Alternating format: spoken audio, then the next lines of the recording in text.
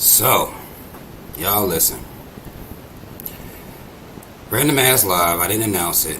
I will need y'all's help, y'all. If you've been watching some of my other lives that I've been doing, shit been a little bit fucked up. It's on the lag and shit like that. If you know anything about what's going on in social media right now, you're seeing a heavy conversation about one Ebony K Williams and what she had to say during an interview she did with Iyanla Vanzant, or Iyanla. I could be fucking her last name up. I think I'm saying it right, but I need y'all to let me know in the comments if you can hear me clearly. How is it? Is it looking clear? You know, is it lagging for you? I just need a little bit of confirmation there, and then we gonna get it in. What's up, lag? Melanin, Remus. Y'all can help me out real quick right now. I'm going to try to play, and y'all let me know if you can hear. Okay, thank you, Asia. I could be fucking it up, but I really appreciate you. Now I need to know if you can hear this, because I'm going to be playing some clips, and therefore I'm going to need to know if y'all can hear this clearly. So let me try this real quick.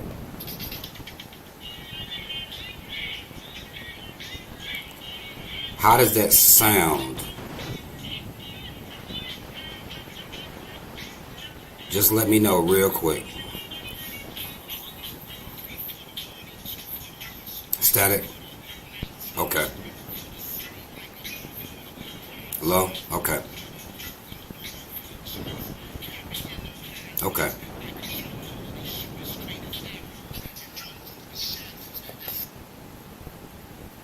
Let me do that, and then what I'll do, sounds far away, low, no sound. Okay.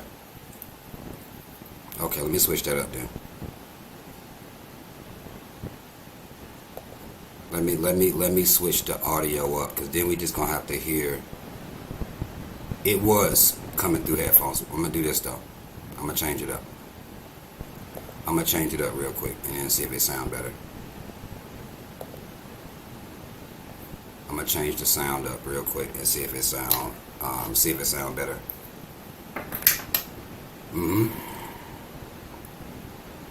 This is what I'm gonna do. Let me see. Okay, let me turn this up and see, can I work it like this? I just need to know if y'all can hear it. Let me do this real quick. I'm gonna try this, and then hold on. Let me just remove this first. Take this off completely. Do this again.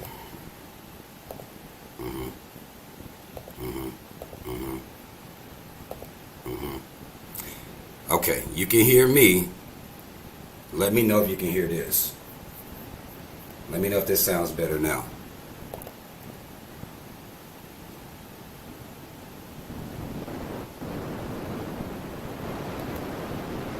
I can't even hear it coming through the. Hold on, I don't like that. Hold on, y'all. This is why I need y'all help to help me get through here. Hold on. Let me do that shit again.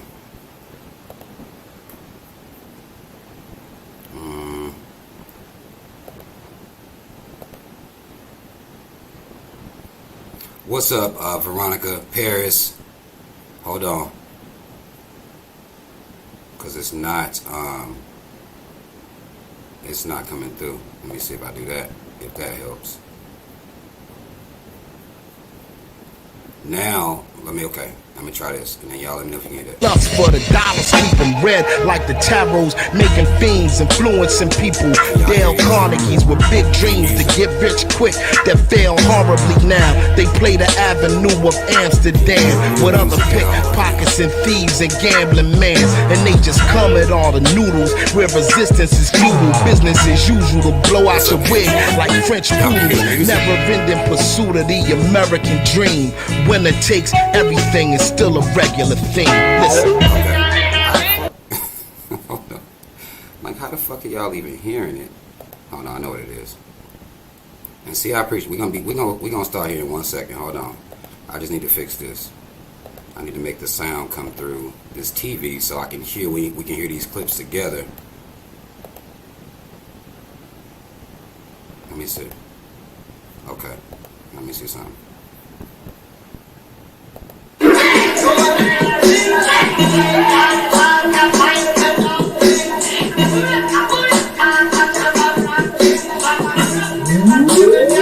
Okay, let me do this. This shit be, I swear, man. I'm actually mad about this shit for real. Now I gotta turn off this so there ain't no echo. Let me turn that other shit off. My voice sounds fizzy. My voice sound fizzy. Hey yo, 1 for the willow man, 2 for the kilogram, 3 for the... Okay, that works. My voice still sound fizzy. God damn it. Now I don't know about a fizzy voice. Let me try to see what I can do about that. Man.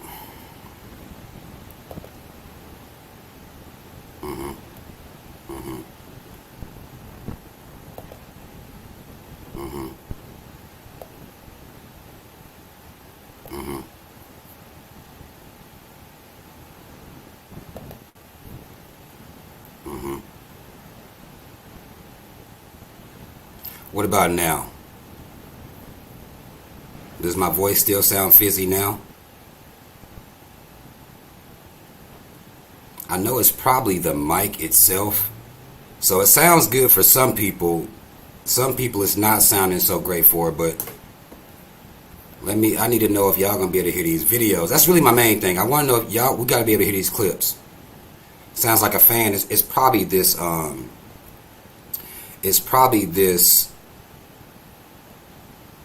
God damn it!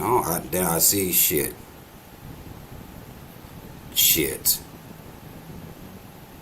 Okay. Some people say my voice good. Background noise, ain't nothing going on, but the computer fan and this mic is sitting next to that. Maybe I should switch the side of the mic. Maybe. Okay, some people hear me loud and clear. Let me try switching the mic, the side it's on. Maybe that'll help. I doubt it because it's sitting so close to the actual computer. What does that sound like?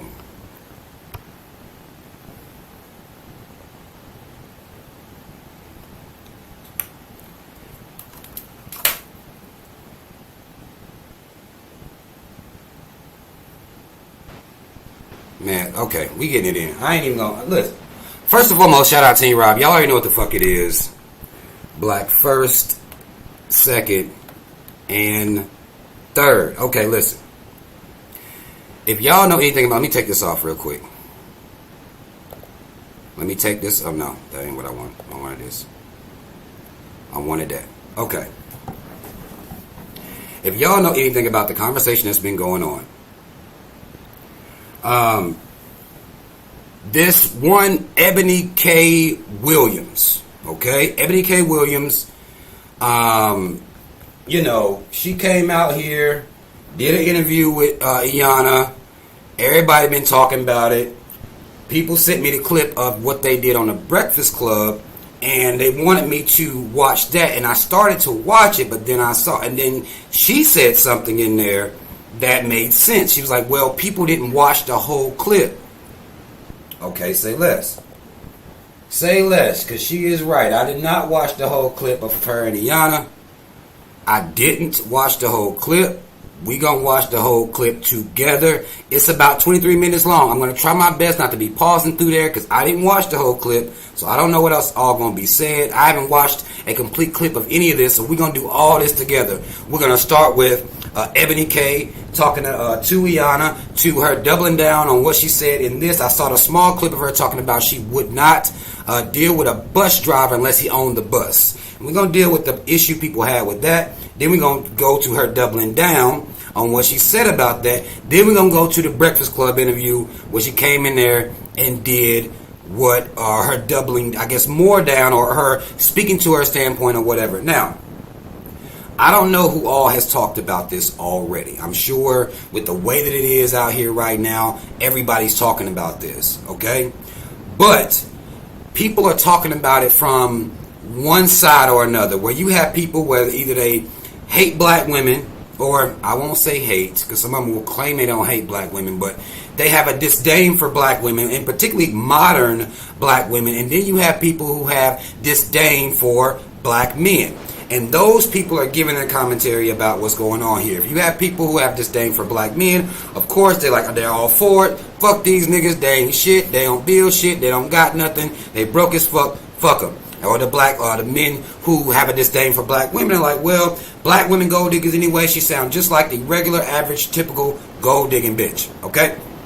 Now, the thing about me is, I don't lean, I'm not doing a Michael Jackson lean on one side or the other. I look around at black folk and I say, y'all some coons. That's my message. That's what I do. I don't have a leaning one way or another.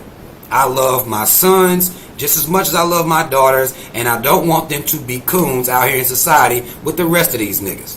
So that's how I call it. That's how I do my commentary. That's the perspective in which I come into my commentary on. I love black people, but of course we're going to criticize black people, but I'm going to criticize the team. That's normally how I get down. Some people don't like that. Yeah, black men call me a simp for that. Black women will say, if I say anything about black women, I hate black women. Anybody who actually watches my content or come in here and watch my lives knows that I'm y'all coons. Okay? That's what I do.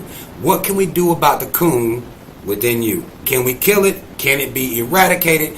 Can you acknowledge that it's there so we can get it up out you so we can make a better people and in turn build better relationships amongst black people? Okay?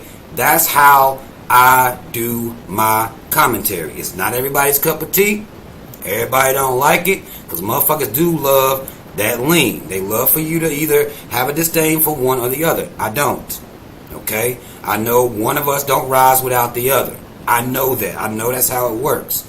Period. Okay? Now, we gonna play this thing. We gonna play this thing where, hold on, let me get this out of here. We gonna play this. Yeah, most of y'all saw the clips. But to be fair, like I said, she said in her Breakfast Club interview very early, people didn't listen to the whole clip. People didn't listen to the whole interview. We gonna do all the work. The work that she said, she convicted me. When I was looking at that Breakfast Club shit and she said that, I was like, damn, she right. I just saw the little clips on Instagram and shit like that. I didn't watch the whole thing. So that's what we gonna do. We gonna watch the whole thing and deal with this thing fairly, evenly, and then particularly when we're talking about working class people, because y'all know that's in my wheelhouse. I talk about working class people. I talk about capitalism and what it's done to our people, to our mentality, and how it's affected our relationships as we try to exist in this system. Okay? So that's what we're going to do. So we're going to do this. Alright? We here. We're going to do it. We're going to do it, okay? I'm going to be looking at the comments with y'all, but I'm going to try to let this, because it is 23 minutes, I'm going to try not to pause it, but I don't know what's going to be said, okay? I don't know what's all going to be said. We might have a couple labs. We might have some shit going on, but we're going to play through all of this. I got time. We're going to get it in, all right? To be fair to everyone. As a matter of fact, what I should be doing is sharing that I'm even live. Let me do that really quickly. While I'm doing this, y'all hit that damn like button and quit playing with me. That I'm even live. Let me do that really quick. No, got a little echo. We're not going to do that. Y'all hit that like button for me. Let me share this out. Let everybody know we here. No, that ain't right. This ain't the right wave right here. This ain't the right channel. This ain't the right one. Let me have to go here first and do it like this. Yep. So y'all go ahead and hit that like button for me while you waiting. Hope everybody's doing all right this evening. Let me do that. We put it up on YouTube. Let people know we here. We gonna put it up on Twitter. God. I shouldn't have to keep doing this. I shouldn't have to keep logging in all over the damn place all the time. Okay. Okay. We live right now. Let them know it. I ain't want nobody acting like I didn't come in here and give the word that we was live like this. I ain't ducking no fades. But I want people to have an understanding of the whole conversation, because again, a lot of times we get involved in this little clips and we'll watch little clips and we'll go from that. But it wasn't. Now, if it had been like a 4-hour interview, I wouldn't have been able to deal with it like that. We wouldn't have been able to get it in like we're going to get it in now. So then, boom, we did that. Now we here. Let me get out of here. Hold on, let me turn this cam a little bit, a little straighter here. Hold on, let me close this out.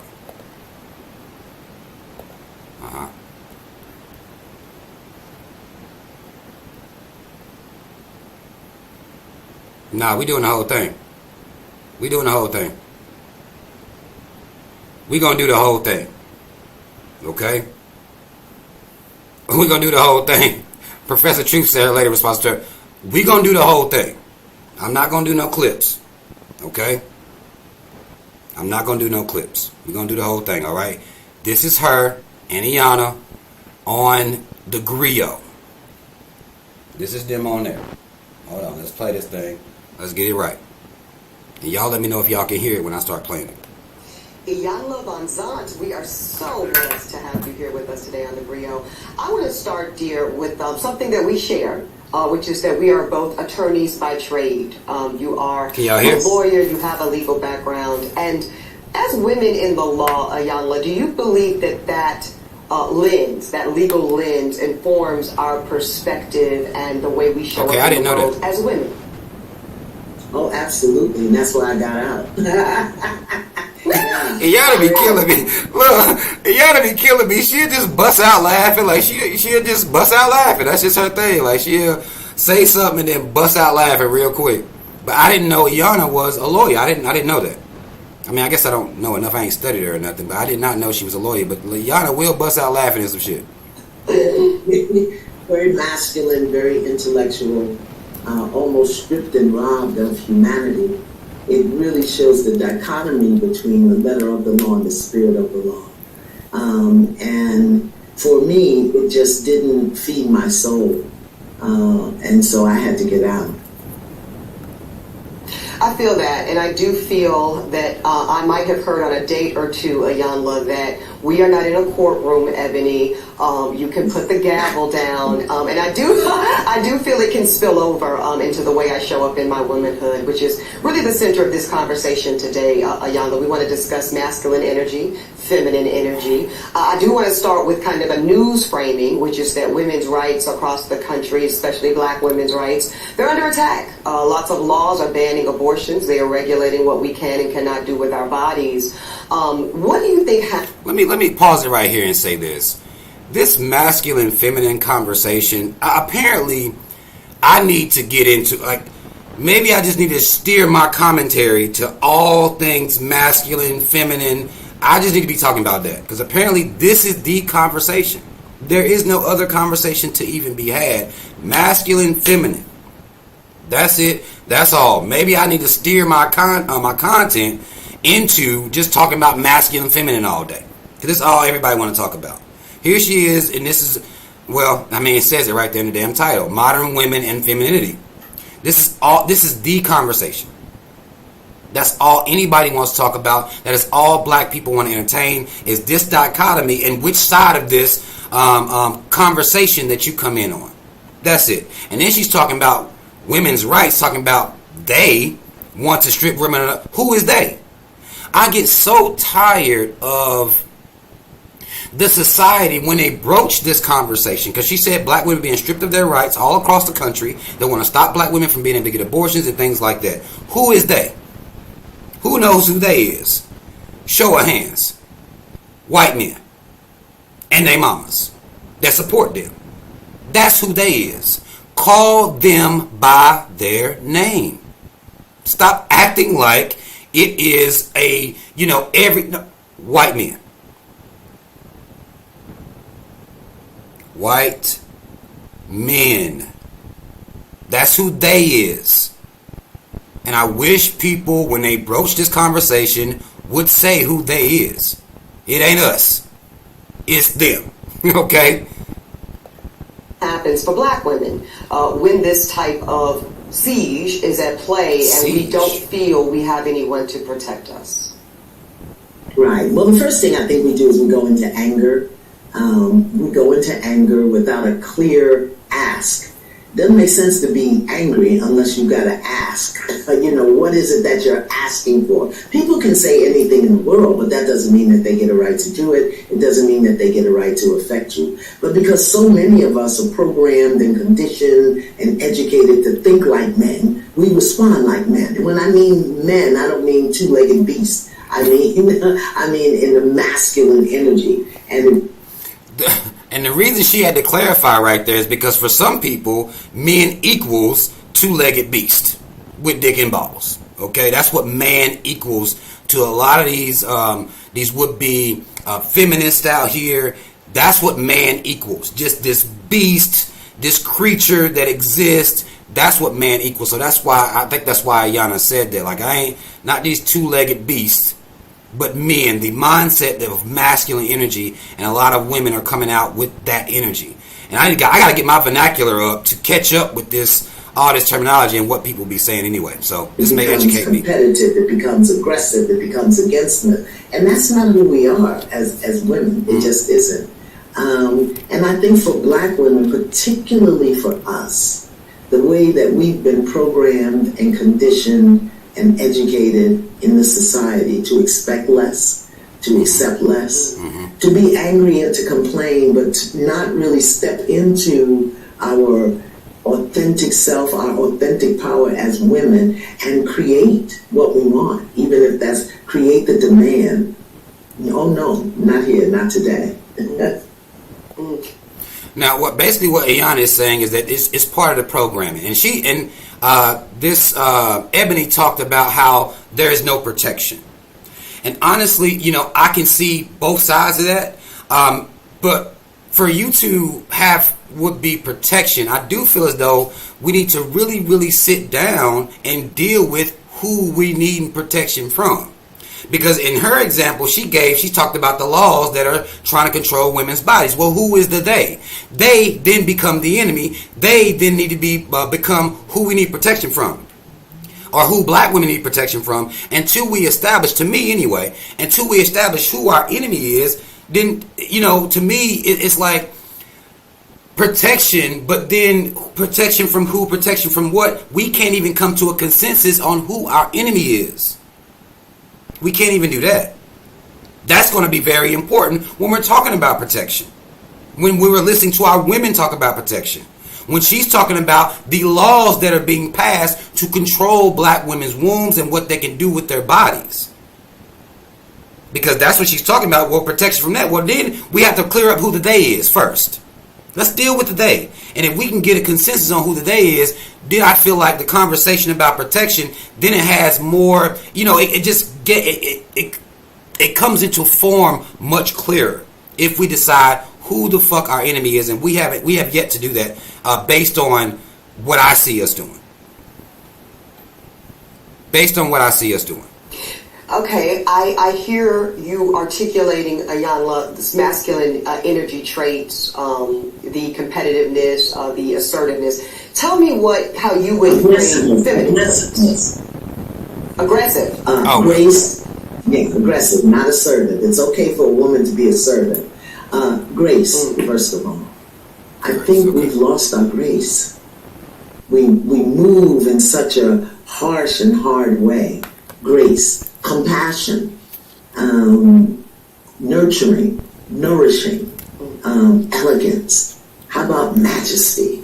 How about divinity? How about holiness? This is not a language you hear coming out of most women's mouths. But they'll talk about being a boss, being a diva, being, in charge. And some of us are either not seated in our throne as queens, or we're in the throne and the crown is crooked. Meaning we're in the throne and we don't really know how to hold that place without the masculine aggressiveness and demanding and attachment. And it's it's killing us. It really is. So now Iyanla is saying that, you know, to her, femininity is more grace. It's you know, it's more nurturing. And what she's seeing happening is black women are, you know, existing in a masculine energy that seems to be more aggressive and combative and things like that. And you'll hear these things be said about how black women are moving out here. Now, I don't know. She's worked with black women in her profession, in which I think she had a show, Fix My Life. So I'm sure she's giving, you know, her opinion on what she's observing as she, well, you know, studies black women and how they're moving out here. So, you know, she's basically saying, well, y'all moving in y'all's masculine energy. And I hear that a lot. People say black women are masculine. But I don't know. I guess we're going to have to then look at as to why that is. And maybe they get into it here, but we'll deal with that. In a recent interview with our dear friends over at the Breakfast Club, that went very viral for very good reason, you said that women are being trained to be men in skirts. I will acknowledge, I will say I was triggered. I was a hit dog, and I hollered to the entire production team to get you here today, because I actually think you're right. I think you're right, Iyanla. I do think that, I'll just speak for myself vulnerably. When I think of a masculine posture and what I would expect a man to do in my life, two things come top of mind, and they are provide and they are protect. And when my lived experience and now, you're going to hear this often. You'll hear these two words when it comes to what masculinity is supposed to do. You're going to hear protect, provide. Now, I have no issue with that. I think the issue for me comes in when we don't define what provide is. They just say protect, provide. Nobody defines neither thing. Providing for one woman may be, you know, a man who is able to pay the bills at the house and everything like that, and just live what I would say a normal, chill type of life. Okay, for some women, providing is buying her Gucci shoes or Gucci belts, red bottoms, getting her hair and nails done every week. Or that providing aspect changes per who you asking, as well as protection. When we're talking about protection, are we talking about physical protection, like standing in front of you to stop an attack from coming at you physically? Because if we're talking about physical protection, then, you know, that would mean a woman would have to be strapped to a man at all times in order, almost like a bodyguard, in order to be protected at all times. So that is a vague concept. It's a vague thing that people say when they say protect, provide. That could change per person. Understand that could, what that means to one woman, it may mean something completely different to another woman. So when you hear, like she said, she just said protect, provide. And normally that's when women are talking about that, it's a blanket statement that doesn't really clearly, you know, define what that means to the person speaking. So I think, you know, sometimes I feel like there needs to be some clarity on what that means. Because you can provide for a woman and live in a regular house, you know, paying the bills and everything. But what if you want a woman and to her providing is a mansion? You know what I'm saying? Like, to her, that's provision. So it just depends on the woman. I think these two things are always said, but nobody's really trying to define what that means to her. And again, I ain't saying she don't, but she didn't right there. Maybe she does here as we continue to watch. I think I'm still relatively young, I guess, but I'm 40 in September. Okay. So, you know, I've had some relationships, and I've yet to find a man who has shown, I mean, this includes even my father, who was absent. I've yet to have a male energy that provided or protected me consistently ever. So I think that I have taken... Well, she's already... Now, what she is copping to here is that her dad failed her early. That's what she said. Her dad wasn't around. He might have went AWOL. I don't know the story, but a lot of times for women, that's going to be their first heartbreak. And from there, there's no telling. Some women don't heal from that. Some women never heal from that. They never come to a understanding and heal from that and move forward in positivity and light. Some women, that's their first heartbreak, and then they go through their life. They're going to have some other heartbreaks, and it just starts building up. And then they become, they just have bags and this, what the people call baggage of that type of heartbreak that they're going through, that they've been through, and that's how they respond to situations. That's how they respond to the next man. Even though he ain't her daddy, he didn't do that. He wasn't the first two niggas that might have did some foul shit. He might be nigga number 3, but you still gonna have to deal with the rage that's been collected through the other men. You may have to deal with that. Well, I ain't saying you gotta deal with it, but you may come face to face with that. And a lot of times women are giving off that vibe and they don't realize that. And it takes a grown woman. It takes a real woman. And I don't know whether it falls under the definition of femininity, masculinity, or whatever y'all be talking about, but it takes a real woman to recognize that and just pump the brakes. Like, okay, he didn't do that. So one small thing he might do could be something similar that she's seen, and then she gonna blow up. Even though it ain't got nothing to do with necessarily this man, but that's her experience and that's what it led her to. You know what I'm saying? And, you know, for me, I try to be understanding of women that's been through that. Because, I mean, we're dealing with black women. You know, I like to have understanding. Now, I'm not going to be, you're not going to hold me. You're not going to talk to me crazy because of what your daddy did and the other two niggas did. But I'll give you space. I'll give you some space to learn and grow and adjust to the man you're dealing with now. I think to me, that's just fair. You know what I'm saying? To me, that's just fair. Taken on the reins to protect and provide for myself, because what I'm not going to do, Ayanla, is be without. Baby, it's not happening. Be without more. So that's a good. Iyanla asked a damn good question. She said she not gonna be without. But Iyanla said, okay, be without what? Making these blanket statements, because she basically said, I'm gonna protect and provide for myself. And to me, that's just a marker of being a grown person or any adults out here. That, you know, if you relying on humans to do these things for you for your whole life, then no, it's not going to work like that. Especially when we're talking about romantic relationships. It's not going to work like that. But then she said, I'm not going to go without. I'm not going to be without, baby. That's what she said. She said, baby, I'm not going to be without. Iyanla said, without what? You ain't going to be without what? Be without protection. Be without protection. Mm-hmm. And be without the necessities of life. Okay. But I say that with an invitation, Ayanla, check me. Show me the error of my ways. Tell me how I might be missing it. Because I might be. Okay. I too am an alpha woman. So I understand what that means. I'm going to let y'all know that I hate when y'all call yourselves alphas, betas, sigmas. I hate that y'all use this terminology that they designed for animals. Yeah, I do. I don't like that. But Iyanla just said she's an alpha woman, so she understands, you know. She relates. She's an alpha woman. Okay. And I tell people all the time, I was a horrible mother. I was a horrible mother. I was a great father. She go laughing again. You gotta be I was a horrible mother because I'd never been mothered. So I didn't know how to affirm, how to nurture, how to nourish, how to guide. I knew how to direct, how to demand, how to discipline, and like you said, provide and protect. Those are masculine energies. And the distinction here is men build, women create.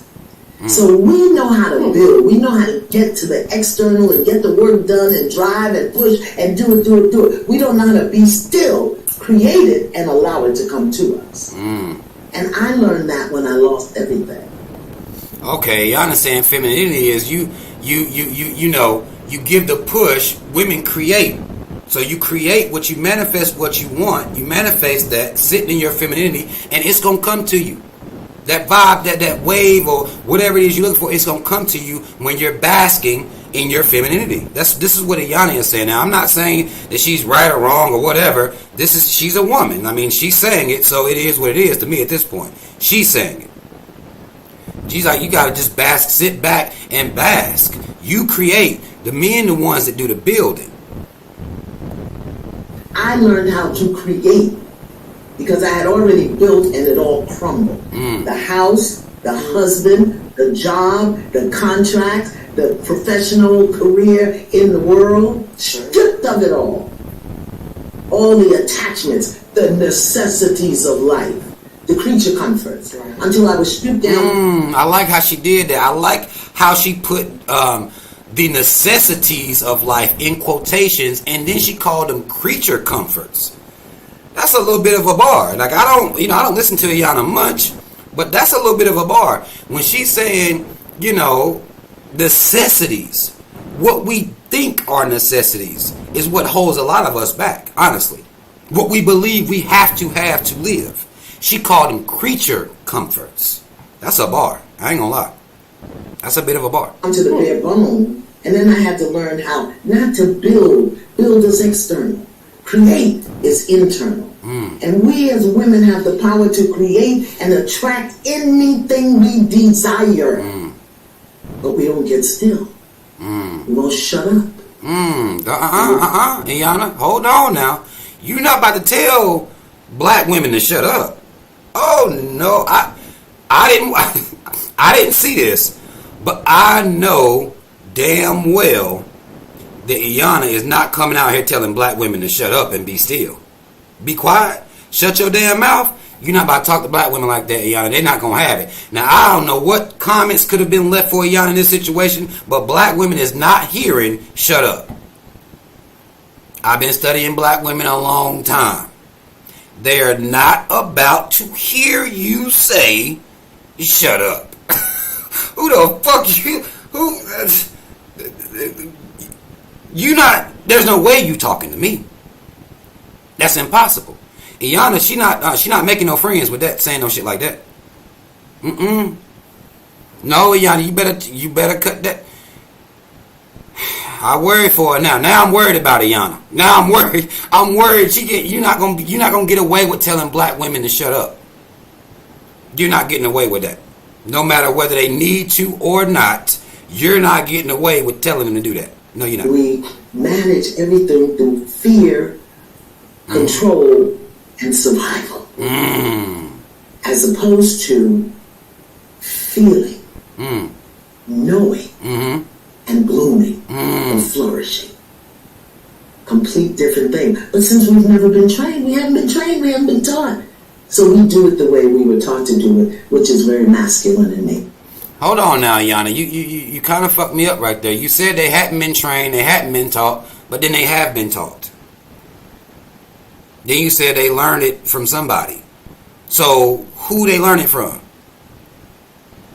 Let's be clear about this.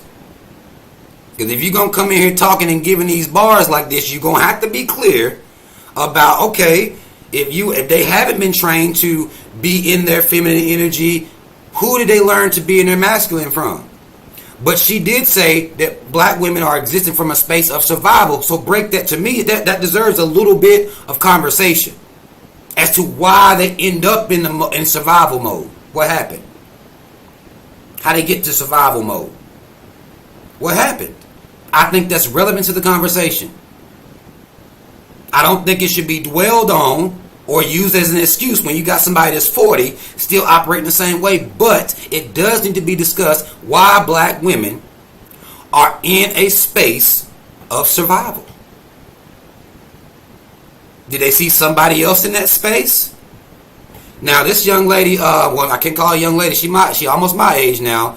This Ebony, she said that her dad was gone. So I'm imagining her mom did that. Her mom was in survival mode because daddy left.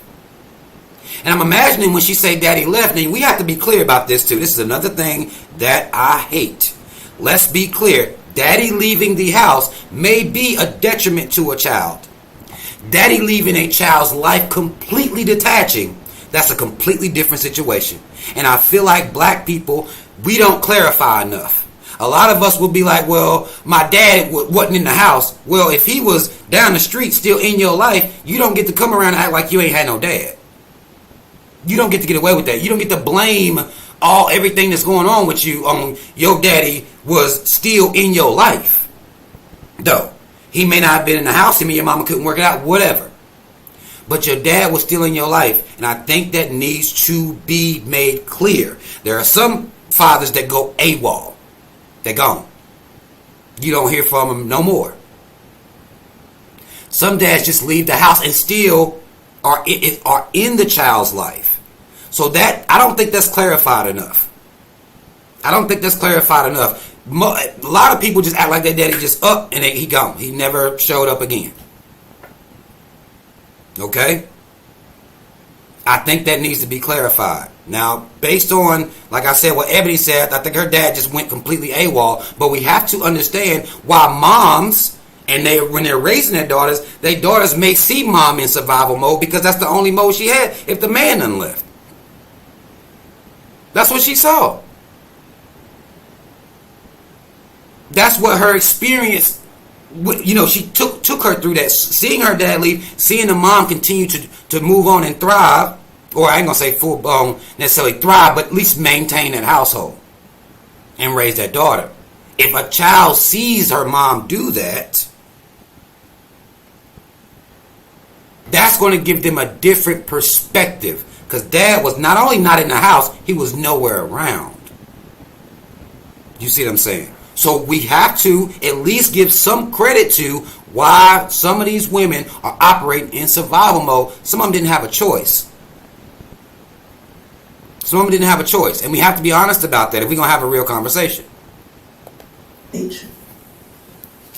I have actually been a customer of BetterHelp for a little over 2 years now. And I was able to get matched up with a therapist in like 24 hours.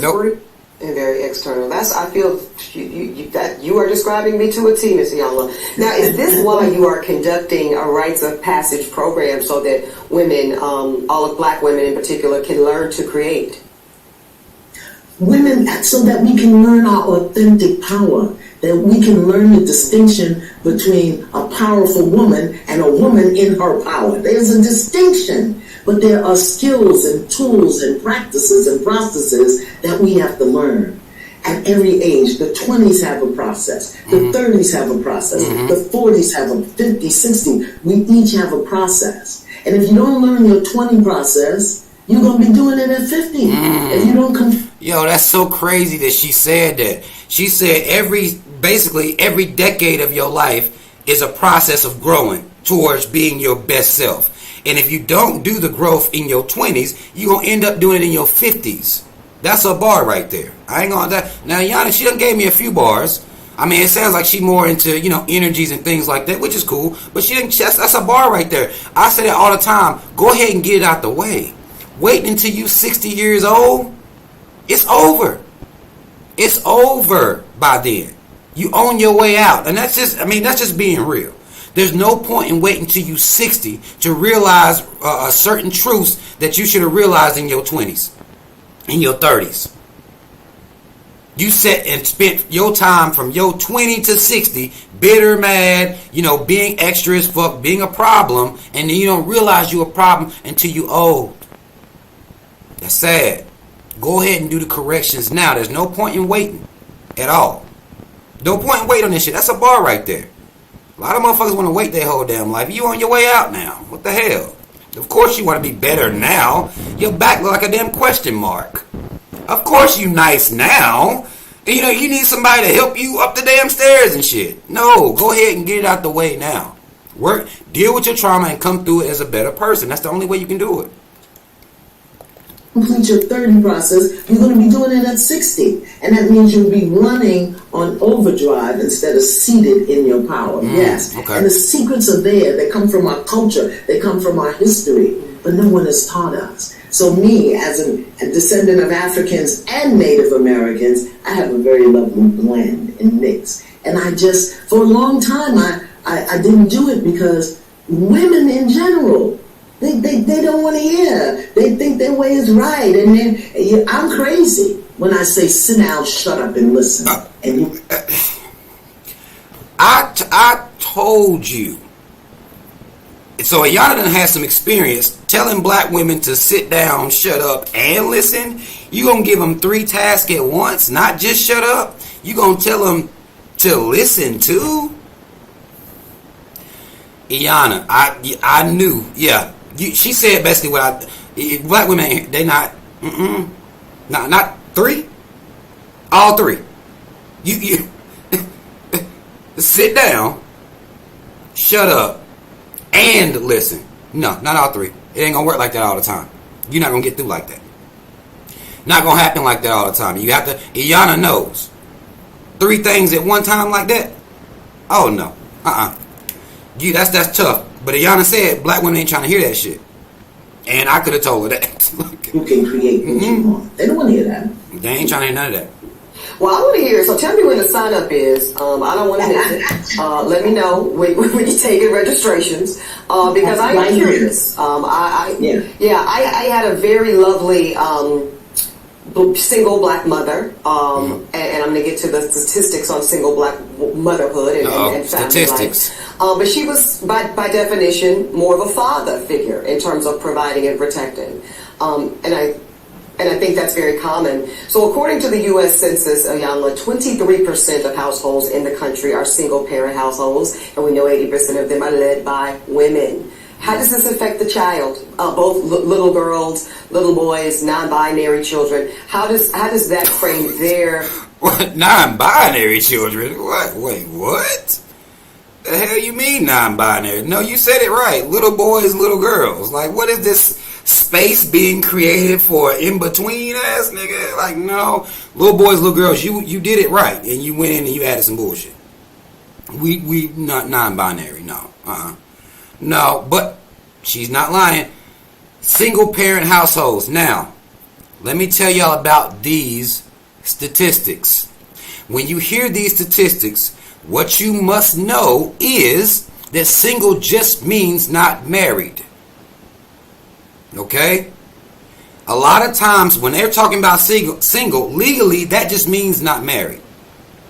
So when you hear some of these numbers, now, I'm not going to sit here and act like there isn't a such thing as single parent households, okay? But we talked about earlier there needs to be some clarity, and I've said this before. There needs to be clarity on whether the dad is the dad completely gone or the mom completely gone, or it's not a single situation if the other parent is involved in the child's life and active in the child's life. But you can be seen as, because the parent or the dad or mom or whatever don't live in that household, that's still considered a single parent household. And the dad could be very involved, or even if there's some fathers who have primary custody, there could be some moms that are very involved. So you have to be careful when you're listening to these statistics that you understand what single is statistically. Okay? And a lot of people don't clarify. This is one of the reasons I hate this conversation, generally speaking, when the stats are being read off, because it doesn't clarify. It doesn't at all. If the dad or mom don't live in the house, then that's a single household. Regardless of whether the dad or mom is helping out with the child, helping out with the bills, helping out with whatever, that doesn't get counted in statistics. Okay? It just doesn't. We got to be real about that to, again, have an honest conversation. Expectation of women when the mother is in it all depends on what the mother or the woman demonstrates about being a woman. If she's demonstrating that it's hard and it's rough and nobody's helping me and I gotta do this and you gotta do it this way, then that's what the children are gonna get. If she's angry because she's alone, if she's desperate because let me tell y'all something, okay? A lot of children becomes victims of verbal and physical abuse because their moms' hearts are broken. Okay? Hearts broken. Dad might have went completely AWOL, out of the house and detached completely from the child and the mom or whatever, and their hearts are broken. And a lot of times that ends up being enacted or downloaded onto a child. Okay? A lot of times when some of these men that leave these kids out here with these moms, you leaving your child in a situation where mom is going to take out the anger that she has for you, because you're not there for her to take it out on you. They're going to take it out on that child. And that's whether it's a little girl or a little boy. And I don't know whether, the people who walk out or go AWOL on their kids, I don't know whether they factor it in, but sometimes that happens. Where they are angry because they're alone. And they're going to take that anger out on that child. They're going to cuss them out. Talk to them crazy. Physically abuse them. A lot of times this kid's dealing with that, and it's because the mom's heart is broken. She's alone. This shit hard. And they don't have anybody else, so they're going to go. They got a child there that can't defend themselves.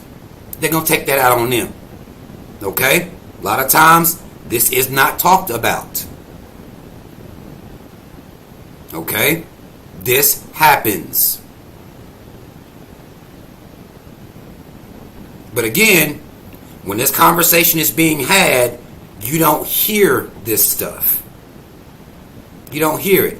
Because no one wants to have a fair and balanced and understanding conversation about this shit. But a lot of times that is happening. And Iana said it. If she's not conscious, if she's not careful, I mean, when I look at the damage that I did to my children, not being clear about who I am as a feminine expression of the chief architect and creator of the universe. Let's go.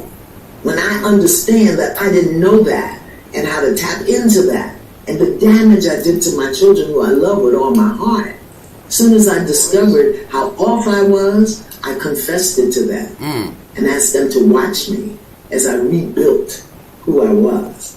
That's big. I mean, let me tell y'all something. That's big of her. That's big of her. To recognize the error in her ways and how she was, and then take that self-reflection and go to your children, apologize for it. That takes a lot. That takes a lot. That takes a very, very person that is, very, very mature. Because age doesn't equal maturity. This is a mistake to believe such. Age does not equal maturity. Having children does not equal maturity. Paying your own bills does not equal maturity. Being able to be self-reflective of the things that you have done and situations that you could have put your kids in and ways that you could have been reacting towards your kids. And like she confessed here, and she took it to them and told them to watch me rebuild this shit from the ground up. I'm going to be a better mom to y'all now because I understand what I was doing wrong. That takes a very, very strong. Y'all talking about strong? Because if we talking about how strong, strong women and all this shit, that's strength right there. That is an example of strength. Because we think strength is just working 6 jobs. We think that makes a person strong. There is a lot of internal work that has to be done for a lot of us, and I'm not no exception at all to this. There's a lot of internal work and growth that you have to do. That's strength. We just don't frame strength that way. We frame it as you go out here and work a whole lot of jobs and maybe, still graduate college or take care of your kids and still get things done. That becomes what strength is. Well, no, being self-reflective and seeing the error in your ways, that requires a high level of strength in your person. It takes that. So that's a bar from Iana right there. And I'm still very alpha, but I'm in my throne and my crown is straight. Okay. She be laughing. I'm looking like forward hell. to straightening my crown, Dr. Iana. Let me ask you this. Let's get to the logistics, though. We know that black women are earning college degrees faster than anybody else. Many of us are doing like we're doing, Iana. We're getting those terminal degrees, those JDs, MD, PhDs. We also are the fastest growing group of entrepreneurs, along with Latina women in America. Pew Research said that women are now out-earning men in 22 of the largest cities in America, including where I live, New York, DC, LA, you name it. Is it really you name it? You just said 22. If we look at, let me just slow these stats down. Now, understandably, as a father with daughters, I have this information doesn't bother me. For some men, they hear this information and it bothers them. It triggers them, and they want to tear down these stats. But to be fair, she said out-earning men in 22 cities in America. There's a whole lot more cities than 22 cities, first of all. Secondly, when we're talking about degrees, we have to look at degrees in college education for what it is. Is that degree relevant into building a life from that degree and supporting yourself as you move forward in this life? Is it economically intelligent to have a degree in whatever you have a degree in? I know plenty of women who have degrees who are answering phones at a call center. Am I shaming call center workers? No. I'm saying that they accrued all that debt to get a degree just to go answer some phones. Something you can do right out of high school. You go to the classes, learn the prompts to say, hi, this is whatever the fuck. How can I help you today? That's learning prompts. That has nothing to do with degrees at all. I know plenty of women who have degrees and they don't work in the field that they have a degree in. They accrued the debt that college gives. And that's an entire American, 3Ks don't get this shit fucked up incorporated. That's a problem in America, period. All this debt that is accrued by seeking higher education. There's a reason it costs that fucking much. They're trying to keep really as many people out as possible. I do believe that. But understand, just having those degrees is cool. I mean, you know, you can say you got them, but is your life in alignment with that degree? What did you do with that degree? Was the degree relevant or not? Or did you just go waste money and go to some parties and go through your hoe phase? What did you do up there? Okay? And when we're talking about entrepreneurs, I feel like this entrepreneur is going to be something that I bring up again. Because for some reason, we are looking at people who aren't entrepreneurs as lazy, shiftless, unproductive. Everybody must be an entrepreneur. Black women are the biggest group of entrepreneurs in the country. They're, you know, the fastest growing group of entrepreneurs. I have no issue with that at all. But just because a person is an entrepreneur does not mean they raking in bread. A lot of businesses are in the red. If not, I'll say, unless you have you went and got a business loan, which is hard for black people to do anyway. Unless you went and got a business loan. So let's say you got a degree, you're going to have debt from that. You're trying to go get a loan on top of that. And if your credit ain't A1, that's going to be difficult. So a lot of businesses are in the red for years before they start making profit. So just having a business does not equate to a mansion, like these motherfucking entrepreneurs make it seem. Okay? Do not fall for the bullshit. A lot of these people like to get up and brag about them being entrepreneurs. A lot of women just selling hair products, selling clothing, jewelry, things like that. I'm not knocking any of that at all. But what you'll learn by talking to these women is that a lot of them had to accrue even more debt in the whole business. Ain't making no money before they start seeing any profit. And the profit they see may just bring them back to zero. That's the reality that no one wants to talk about. That these conversations don't give any space to. But you must.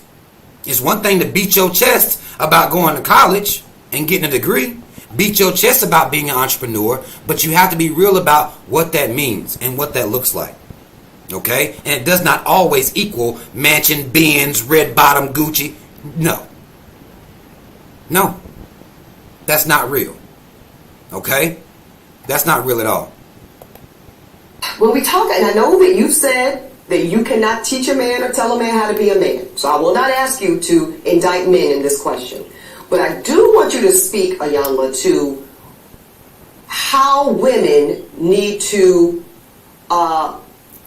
position ourselves so that we can be in our divinity, so we can have our crowns right, how we can create and not build, when some of us, quite frankly, feel that the men that are available to us, and I'm talking about across the color spectrum, across the age spectrum, trust me, I've done them all. Whoa, what you, trust you, you've done them all? Huh? Okay.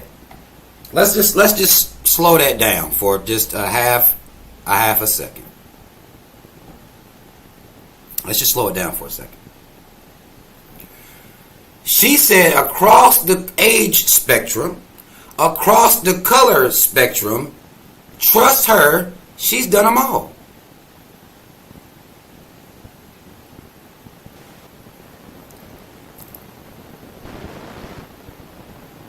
Trust her, she's done them all. So she has experience in relationships across race, across age. She's done a little bit of everything out here. Busting that pussy wide open, aka that. You know what I'm saying? Like, it's one of those situations where, well, I've done them all, aka I've been busting this shit open for everybody, and still I don't know. Like, I can't figure this shit out. I done took this pussy and I done drug it clean across everybody, and I don't know. I'm still don't know how to get my positioning right with nobody. That's a heavy. That's tough. You done tried everything. She almost 40 years old. She said that earlier. Lawyer, successful woman.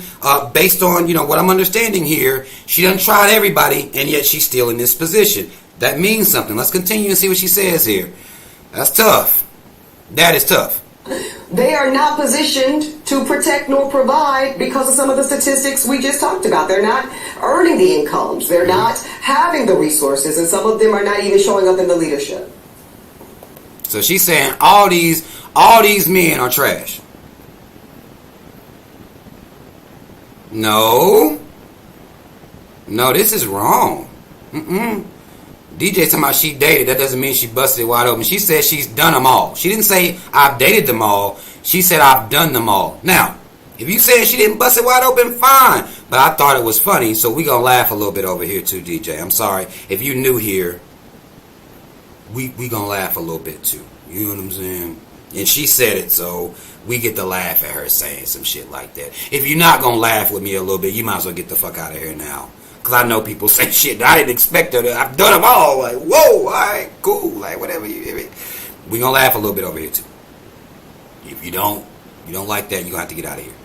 You want something a little bit more polished and serious and, just get the fuck out of here. That's really all I can do for you. She said it. Talking about just because she dated. She ain't said a damn thing about dating. She said I done them all. Like, what the hell? We listen to this thing together. Just see, it's what it is. Like, I don't know. What she said. Okay. Would you date a bus driver? Oh, okay. Hold on. Let me go back just a little bit so I can get the context of the. But okay, bus driver. This is the part that I've actually seen right here. Protect nor provide because of some of the statistics we just talked about. They're not earning the incomes. Okay. They're not having the resources, Okay. and some of them are not even showing up in the leadership. Okay, so she said they're not earning the money. They don't have the resources. Which you'll hear women say this again. We don't know. When she said they're not earning the money, we don't even know what the money is to her. Because, again, everybody has different spectrums. If some people get $45,000, $50,000, that's cool. They can make it off that. They can take care of their household off that. Everything is fine off that. If you don't, some women require more. They may want $150,000, $200,000 a year. We don't know what that means. But what she's saying here is men don't even got the bread or the resources to even, to do the protecting and providing that they should be doing. And now that makes me understand the bus comment a little bit better from Iyanla. Would you date a bus driver? Would you date? If he owns the bus, if he owns it, if he owns the bus, See, that's a problem. That's a problem. Okay. Because the standards and requisites, is a problem. If he owns the bus, that means, again, her definition of providing is not the bus driver, it's the owner of the bus. Now, to be fair to her, that is her right to have that mentality. I saw people, and now I'm understanding a little bit better why Iyanla even asked the question, because she was talking about money and resources. And, okay, bus driver, I get what she's asking or why she's framing it that way, but that is Ebony's right to say that, to feel that way. That's my issue. When people are getting angry about people talking about their standards, it doesn't make any sense. It makes no sense at all whatsoever. Now, Iyanla says that's a problem. To me, not a problem. She don't fuck with bus driving dudes. That's not a problem at all. That's her personal choice.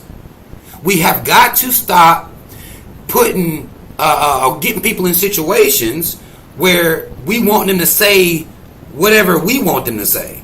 No, if she almost 40 years old, done them all, and never did any bus drivers, clearly, okay, these must have been people on her level or of her stature or whatever she believes that she is, whatever she does for a living.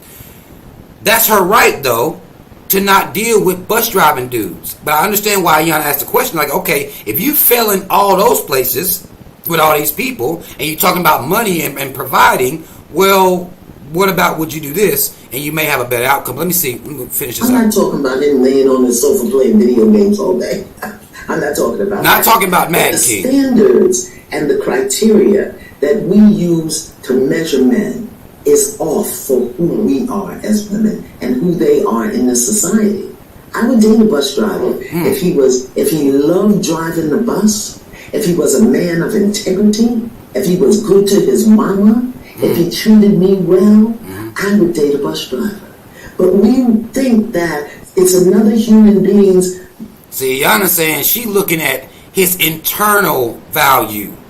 The fact that he's getting up to even go drive the bus. And if he treats her well, treats his mama well.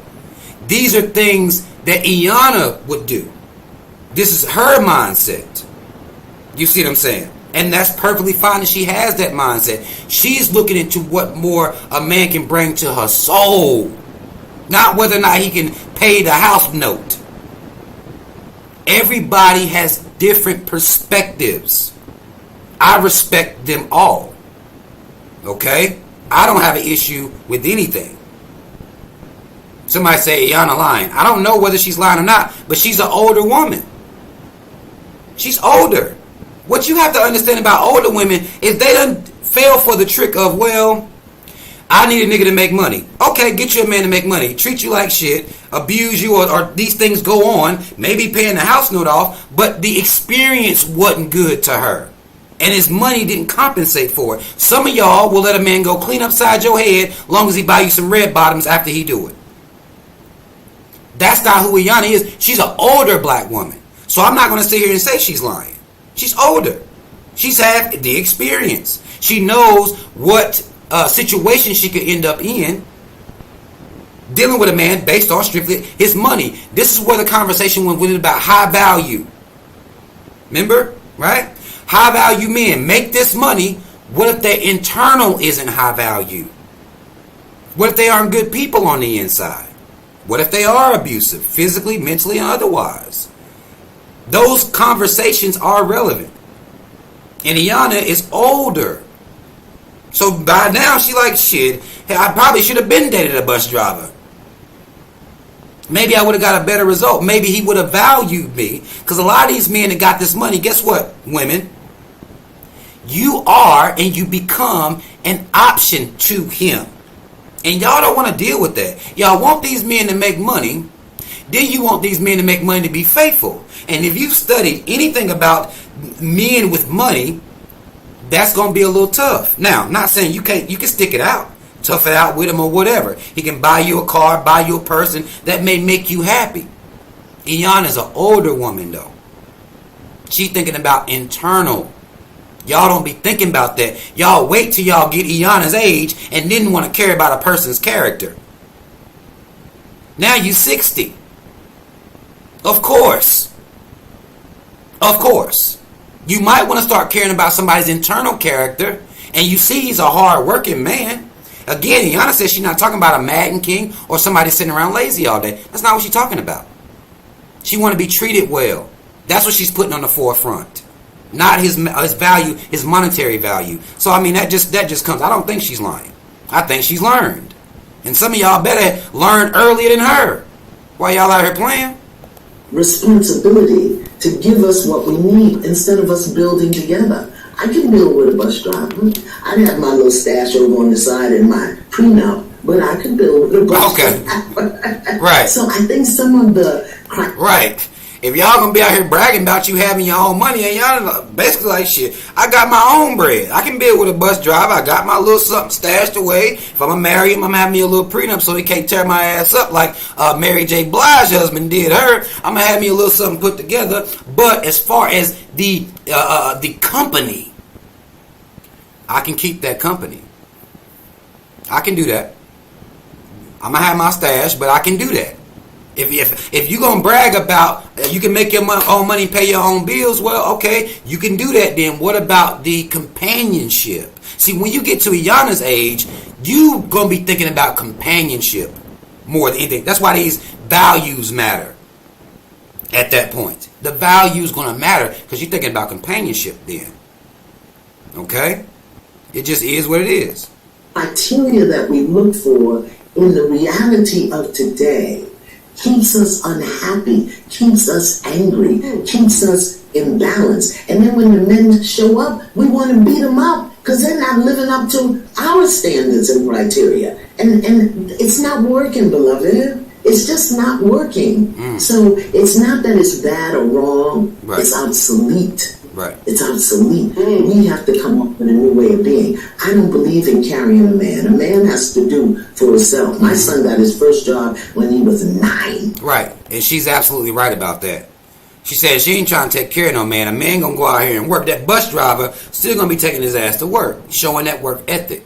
You see what I'm saying? That's what matters to her in the phase that she's in her life. You see what I'm saying? She caring about that, but she said she not carrying no man. She don't want no lazy ass man. She don't want one that's laying around, and it's not one or the other. You see what I'm saying? She's saying, no, I don't fuck with none of these lazy men. Fuck them. The ones that want to sit around on the couch all day and not work, fuck them. And everybody should be saying, fuck them, really. She ain't talking about that. She's talking about a man that actually does have the work ethic, but he may not make as much as her, but that's okay. That's what she's saying here. That's okay. 9. Okay, because you're a black man, you will know how to take care of yourself. Right. But I think the way we measure it, it's just obsolete. Measuring a man off his money to Iyanna, this is again to Iyanna, in her opinion and what she's observed, she says that's an obsolete measure. It's obsolete. Again, you ain't got to deal with no bum, but you may not come out here and get you a $500K a year guy. That may not happen for you. It may not. And if that's what you are gearing towards, then, you know, you may have some issues out here. You may have some issues out here. So now we up to that point. Now I'm going to ask y'all, do y'all want to keep playing this one, or should I go to her to Ebony K doubling down? Let me look at y'all's comments. I'm going to actually look at y'all's comments now. Y'all want me to go ahead and move on to her double down? Because everything popped from that bus driver comment. Everything went from there. I'm not dealing with no bus driver. Like, what the fuck? What do I look like dealing with a bus driver? Everything popped from there. Y'all want to keep watching this, break it down, and do you all want to move on to the double down, and then we're going to move on. I think the double down is about a 5-minute long video, and then the next one is like 40-something minutes. What y'all think right now? Y'all let me know. Play a little bit more? Okay. Brother Jay said play a little bit more. I'm going to play a little bit more and see what Iyanna talking about. I think that's a factual analysis. For whatever we want, expect, we're told we were going to get, we got to look at the numbers and what's available on the marketplace. So you're certainly not wrong in the process. And y'all, let's tell the truth and shame the devil. We know what you got in that prenup would never be little. It'll never be small. That's a big old mound of assets. But that's okay. Let's spend a little more time just so we're really clear in this conversation, Dr. Van Zandt, difference between masculine energy and feminine energy, because I know that is not necessarily gender assigned, right? This is bigger than that. This is bigger than genitalia, right? Right, absolutely. When we talk about man is mind, woman is heart. And so many of us have guarded, broken, closeted hearts that we do everything from here. And here, you know, as a woman. And see, I gotta call Iyanna out right here. When you make the observation that so many women have guarded, broken hearts, you must then speak to how their hearts got broke. You gotta speak to what happened. That experience matters. That led to that guarded, broken heart. That part matters, in my personal opinion, when you're assessing the situation as a whole. When you're assessing the situation with love, when you actually love the people, you have to then see, or at least speak about, how that heart got broken and why it's now guarded. That's relevant. Okay? Not only to women, but to men as well. That's relevant. Okay? People be out here getting hurt, and then from that hurt, they're going to build these defenses. But how they get there? Now, do I believe they should be dealing with people until they heal? No. Okay? That's one thing that I disagree with. Okay, you can tell me your heart been broken and niggas is trash and all that, but then, okay, sit your ass on the bench then. Don't come back out here until you healed and ready to come back out here.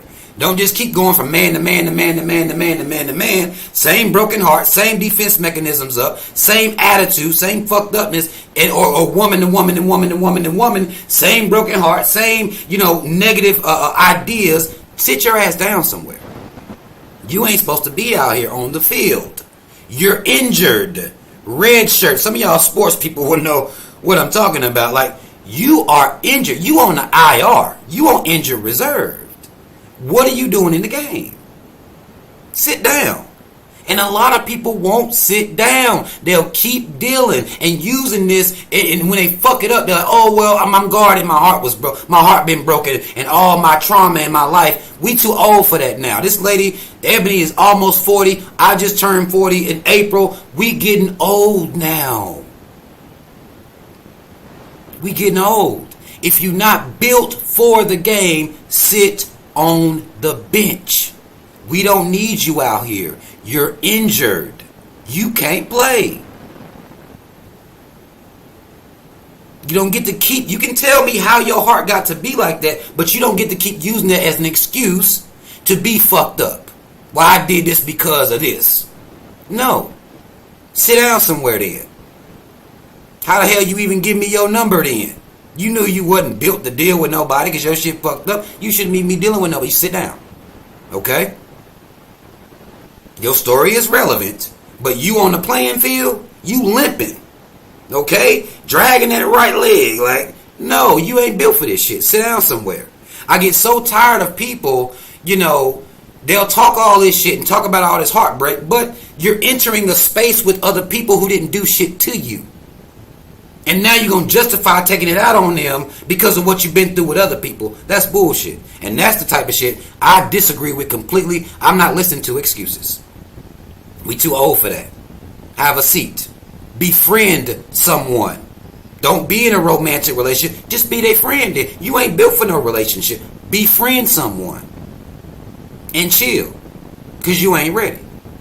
It is what it is. It is what it is. That's been educated, that, like you said, has a degree, here will run out. Here will lie to you. This will never lie to you. But we've been taught not to trust this. We've been taught not to trust our knowing, our intuition. But a man can have a good idea and be brilliant, So I don't know if I disagree with Iyanla on that. She said, this will lie to you. This won't. Your heart, basically saying the heart will never lie. Yes, it will. Yes, it will. It'll lie like a motherfucker. Because your heart can fuck around and fall for somebody. And you end up in a situation with somebody you care about them. So you're trying to work it out with them and stuff like that. Your heart can lead you astray. I don't know about that, Iyanla. I would have to call bullshit on that. Because women, a lot of times, this is why their heart end up getting broken all the time anyway. Because they be leading with their heart young, early, 17 in love. How? Like, what you talking about? And I used to think that older people were disrespecting younger people by saying, you don't know nothing about love. You 16, you don't know shit about no love. Now, as an older man with children of my own, I understand what they were saying. I get it. I wish one of my kids would come tell me they 16 in love. No, you're not. No, you're not. You may think you are, and you're going to take heartbreak like you in love. And that's what's going to lead to you fell in love right here, fell in love again with the next motherfucker, fell in love again. And by the time you get older, now you got that caged, guarded heart that she was talking about because your heart done misled you over and over again. That's what happens. And she said men are all mind, and the mind will mislead you, but the heart never will. So that's a very confusing message because that's basically saying men gonna always be led wrong because they're thinking with their minds. So men will never be able to make a good choice in a woman or in love because the mind gonna lead you astray, the heart won't. And this is the woman's superpower is her heart. Now I do believe that a woman's superpower is her heart if she can keep her shit together. That is it is a woman's superpower. This is why some people be like, well, women can take stuff that men can't. Women's heart is different. They love is just different. It's coming from a different place. And I think that may be what Iyanla was alluding to, but it's a lie to say the heart will never lead you the wrong way. That's a whole lie. That ain't real, Iyanla. I can't go with you on that. And she said through. She didn't say nothing, so. But we want to have good ideas. But for us, our power is in knowing. And it's in getting that intuition and moving on it. That our power is in what we feel. Not necessarily emotion, but what we feel in our body. But so many of us are out of touch with our body. We'll give our body to somebody else before we really get in touch with it ourselves because we're so busy doing till we don't know how to be. When I talk that's a light bar. That's a little bit of a bar right there towards the end. She said women so busy doing, they don't even get to know themselves. How many times y'all done heard people say, like, women don't know what they want? That's a state of being. Okay? When people say women don't know what they want, that's a state of being. Okay? And the reason a lot of times they don't know what they want is because they don't even know who they are internally. A lot of times, I've met women like this before. They've been in so many relationships before, they just man after man after man after man after man. They never get a chance to really sit and deal with who they are. They don't know who they are outside of being connected to a man. And they become whatever he wants them to be a lot of times. They don't even know who they are. That's real. A lot of times, women don't take time out to know themselves, understand themselves. They just want to be laying up with somebody or be with somebody. A lot of times they're doing that.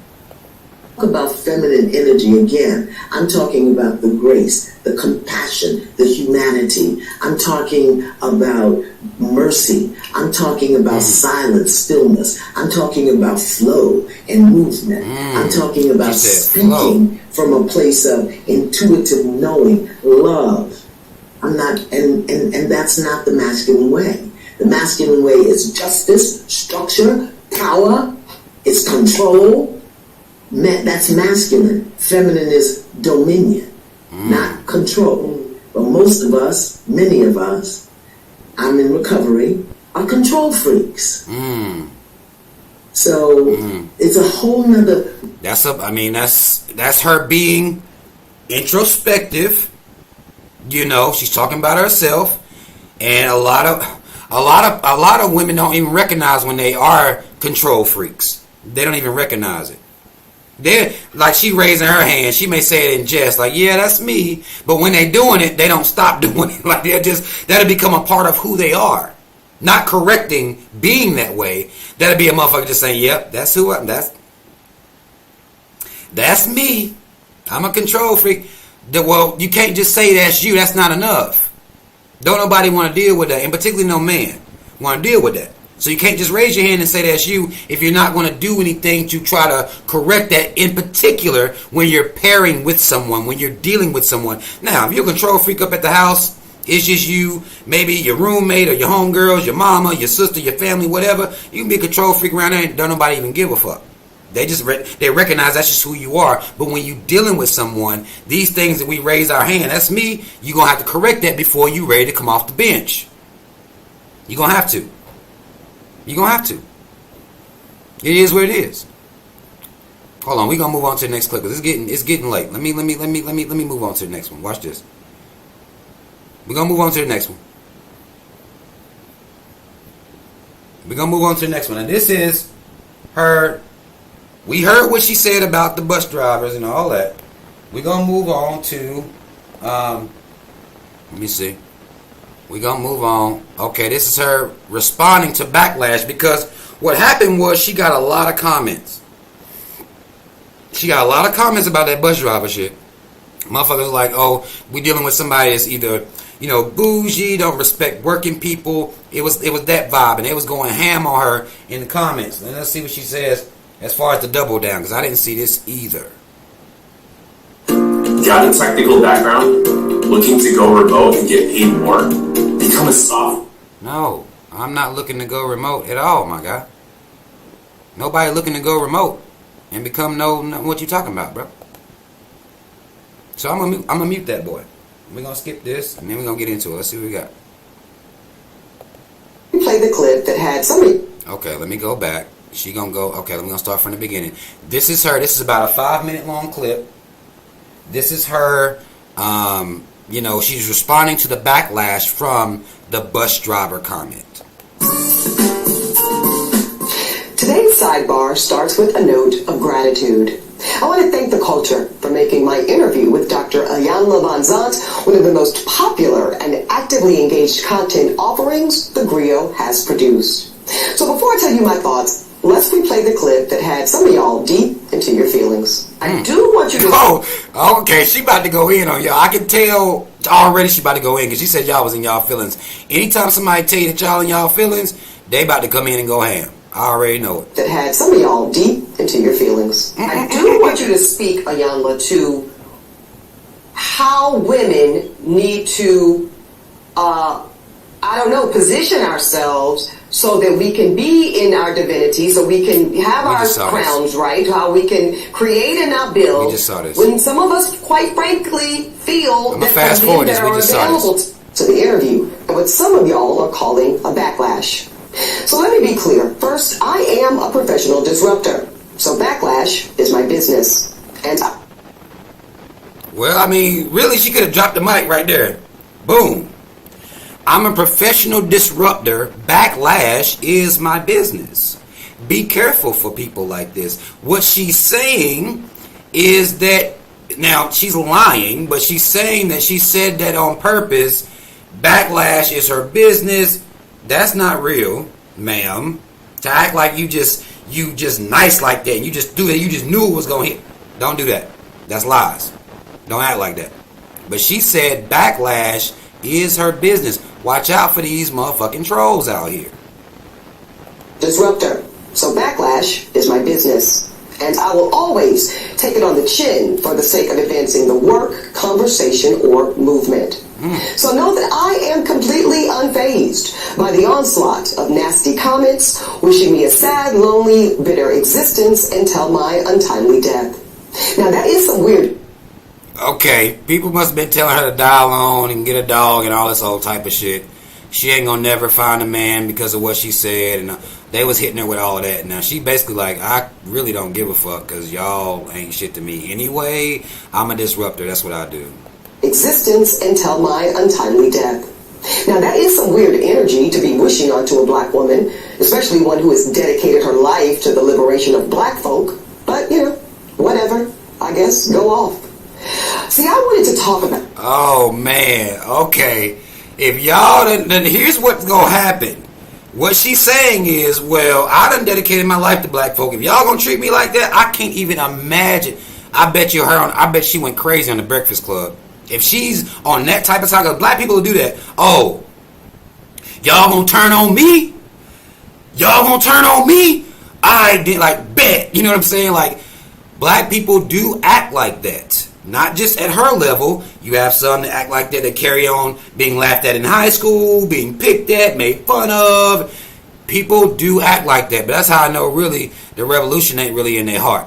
It ain't really in there. Because black folk come at me constantly. I'm still not about to, come out here and be on no wild shit just because of that.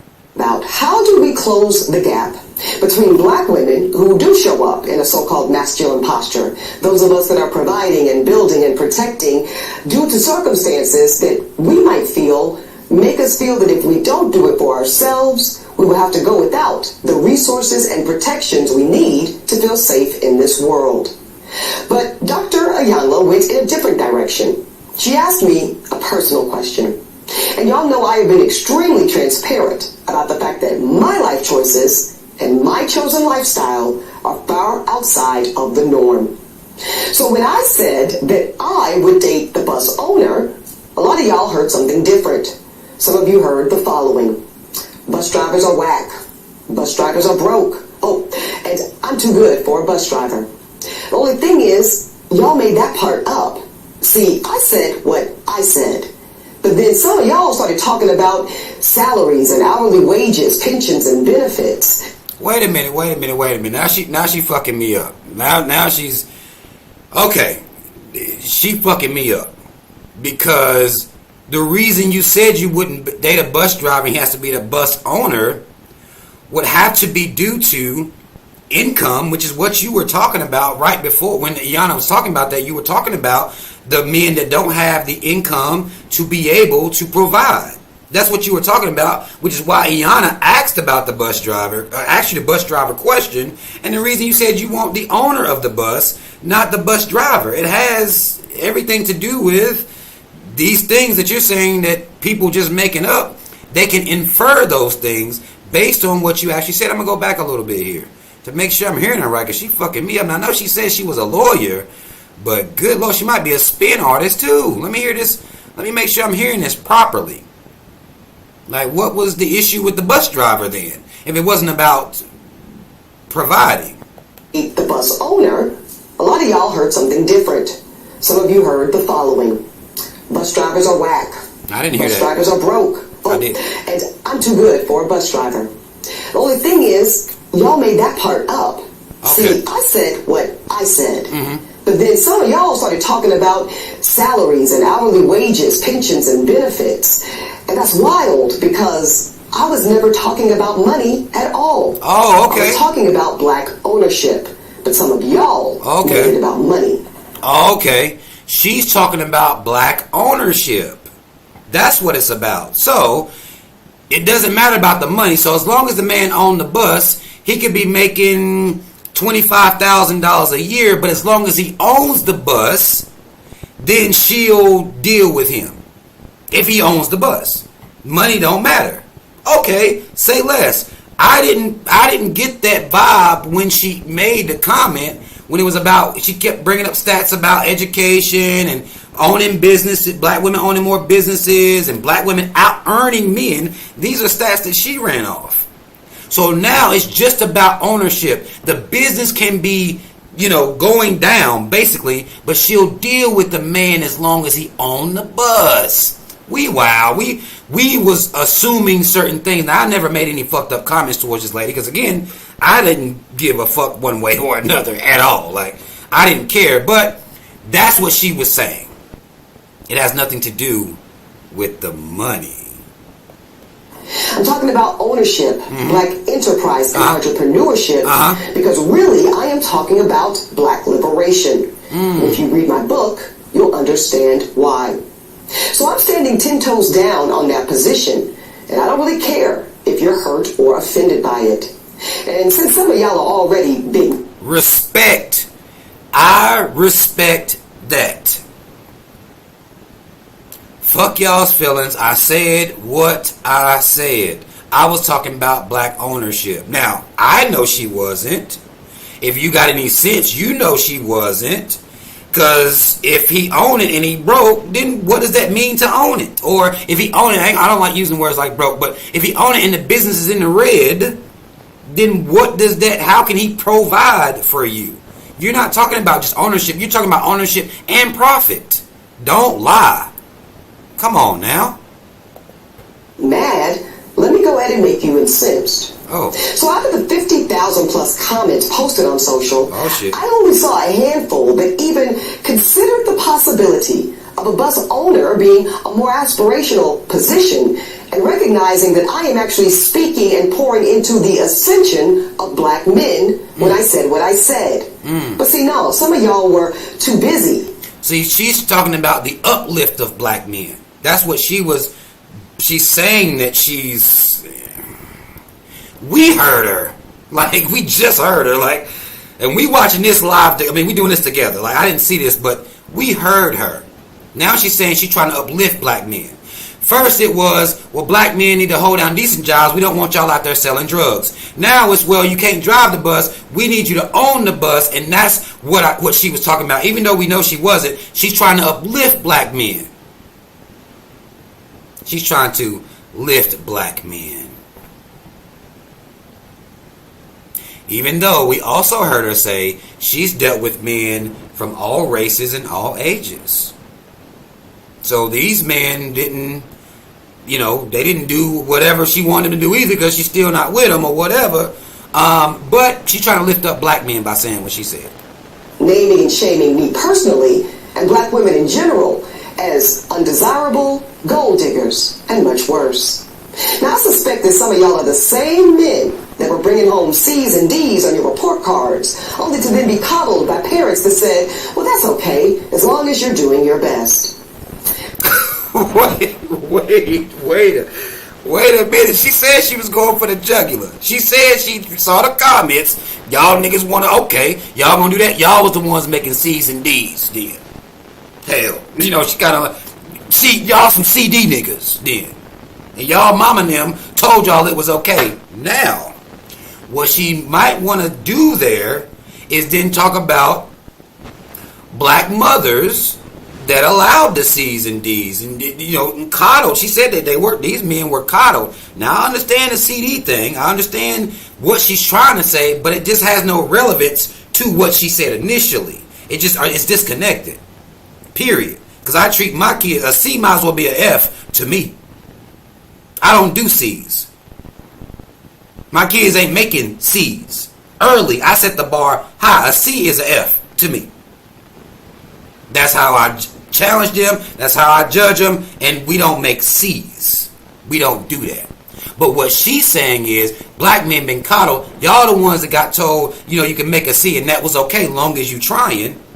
That's what happened to y'all, and that's why y'all so fucked up out here in the game. Now, I do agree with the fact that she should have not had people talking shit about her, because I saw people using this to blanket statement black women, just like she said, now all black women gold diggers. That's a narrative I'm going to fight black men about at all times. I will not allow for the propaganda to be that black women, by and large, most black women, and the way these niggas make it seem is like 99.9% of black, 9% of black women are gold diggers. I'm going to always fight against that propaganda. I won't let it happen. Not going to do that. That's a lie. Okay? I don't care how mad you are at modern black women. I don't give a fuck about none of that. Y'all not going to sit here and lie and say that black women gold diggers because of what this bitch said, or because of what some of these other motherfuckers get online and say. Y'all not gonna do that. I'm not gonna let y'all treat black women like that. Black women, generally speaking, want a man that is willing to work, that's not laying on the couch like Iana said, not laying on his ass sitting around not doing shit. That's most black women. Like, what are y'all talking about? Y'all use clips like hers and clips like some of these other hoes on these podcasts, and y'all want to say that black women, American, in particular American black women, because if you get your passport and go overseas, you can just get them $5 in there and give you some pussy. But the ones in America, they cost too much, they gold diggers. I'm not going to let y'all say that about black women. You can say that about her if you assess that about her specifically, or you can say it about another woman that says it on a podcast. What you're not going to do is blanket statement black women that I've been around my whole life, and if they were requiring a dude be rich, I would be a 40-year-old virgin right now. Right now. Black women are, generally speaking, givers. They givers. They're gonna be trying to look out for you. Now again, I can't speak to some of the bitches y'all running into. I can only speak to my experience on this, and experience of the black women that I've known. They looking out for niggas. Y'all was joking a while back, talking about how black women was buying their men PlayStation 5s. Remember that? That was a big joke. But that's who black women have been. They gonna look out for the dude that they rocking with. That's just fact. So I'm not going to let black men do that. Y'all want to talk about her? Fine. You want to talk about women like her? Fine. But you're not going to say that this is black women by and large. I'm not going to let y'all do it. Again, I'm here to stand against propaganda that's waged against black women. I'm here to stand against propaganda that's waged against black men. I do it both ways. I'm not going to let y'all say that. I'm not going to let it happen. I'm not. Y'all going to quit lying on black women like that. If they was gold diggers, wouldn't none of y'all, most of y'all dudes wouldn't have no type of pussy whatsoever. You wouldn't have got none.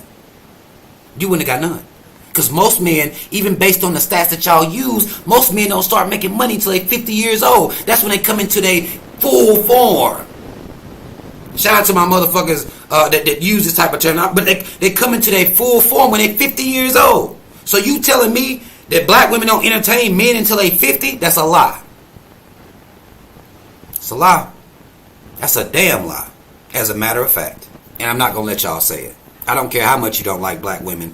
I'm not going to let you get away with it in front of me. And I argue with men about this all the time. They keep wanting a blanket statement all American black women and keep wanting to talk shit about American black women because women like this come out here and say wild shit and y'all want to start wilding. I'm not going to let y'all do it. Y'all can call me a simple whatever the fuck you want to. I'm speaking facts. I'm speaking true. If black women were all about money, you just started making money 2 weeks ago. You got niggas that ain't never had bread start making a couple dollars last month and now all of a sudden black women gold diggers.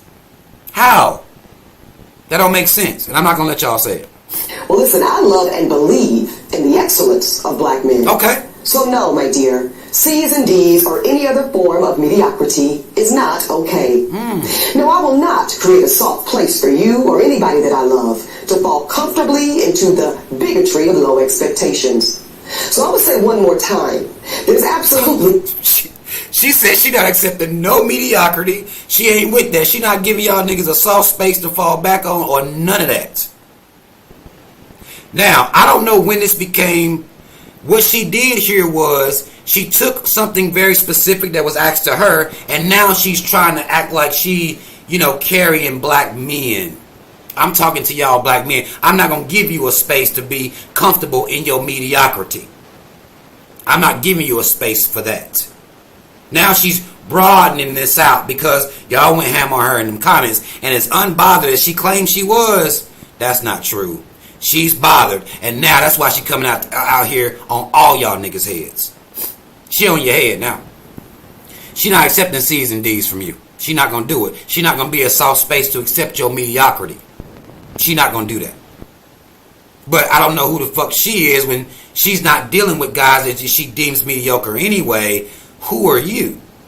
You are dealing with guys that make the same money as you, have the same education as you. So what's this C's and D's? Like, how now are you changing? You're shifting to now you're making it a broad thing, but you just mad at the niggas that left the comments. Just say that then.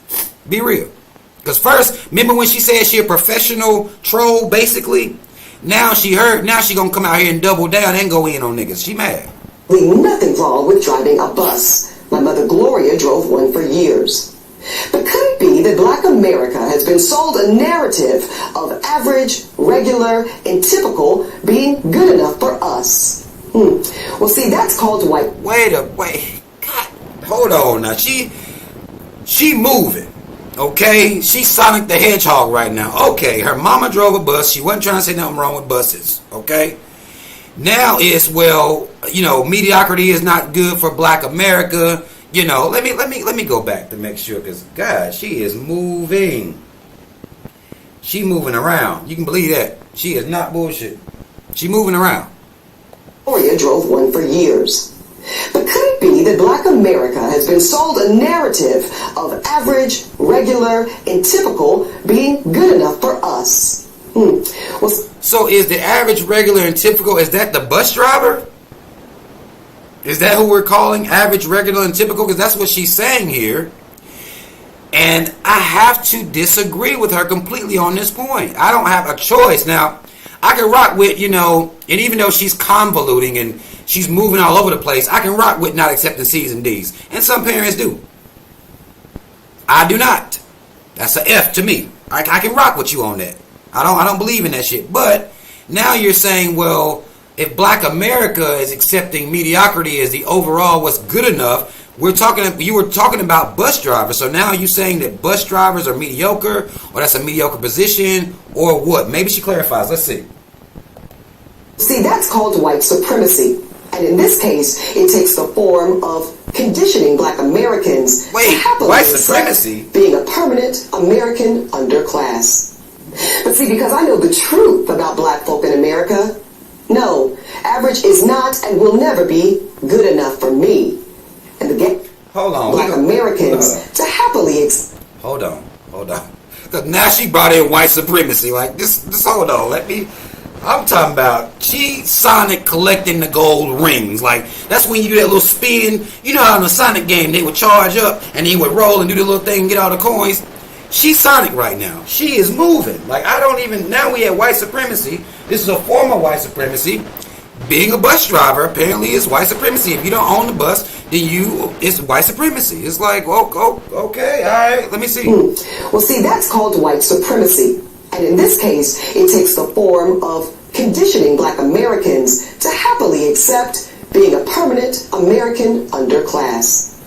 But see, because I know the truth about black folk in America, no, average is not and will never be good enough for me. Who are we calling average?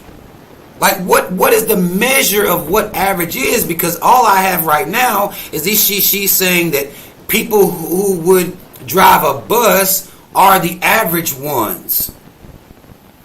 Or that lifestyle is an average life if you don't own the bus. That's all I'm getting from her right now. And the gag is, I don't think it's good enough for you either. What? Okay. All right. Yeah, that was tough. She done went everywhere. She done went all over the place with that. Trying to get back mad because people was going ham on her. Told her she was going to die alone with a dog. They hit her with some of that Kevin Samuel shit, and she mad. And she just called herself going in. Then she made it about black America. So we was black men for a second. Then we went black America.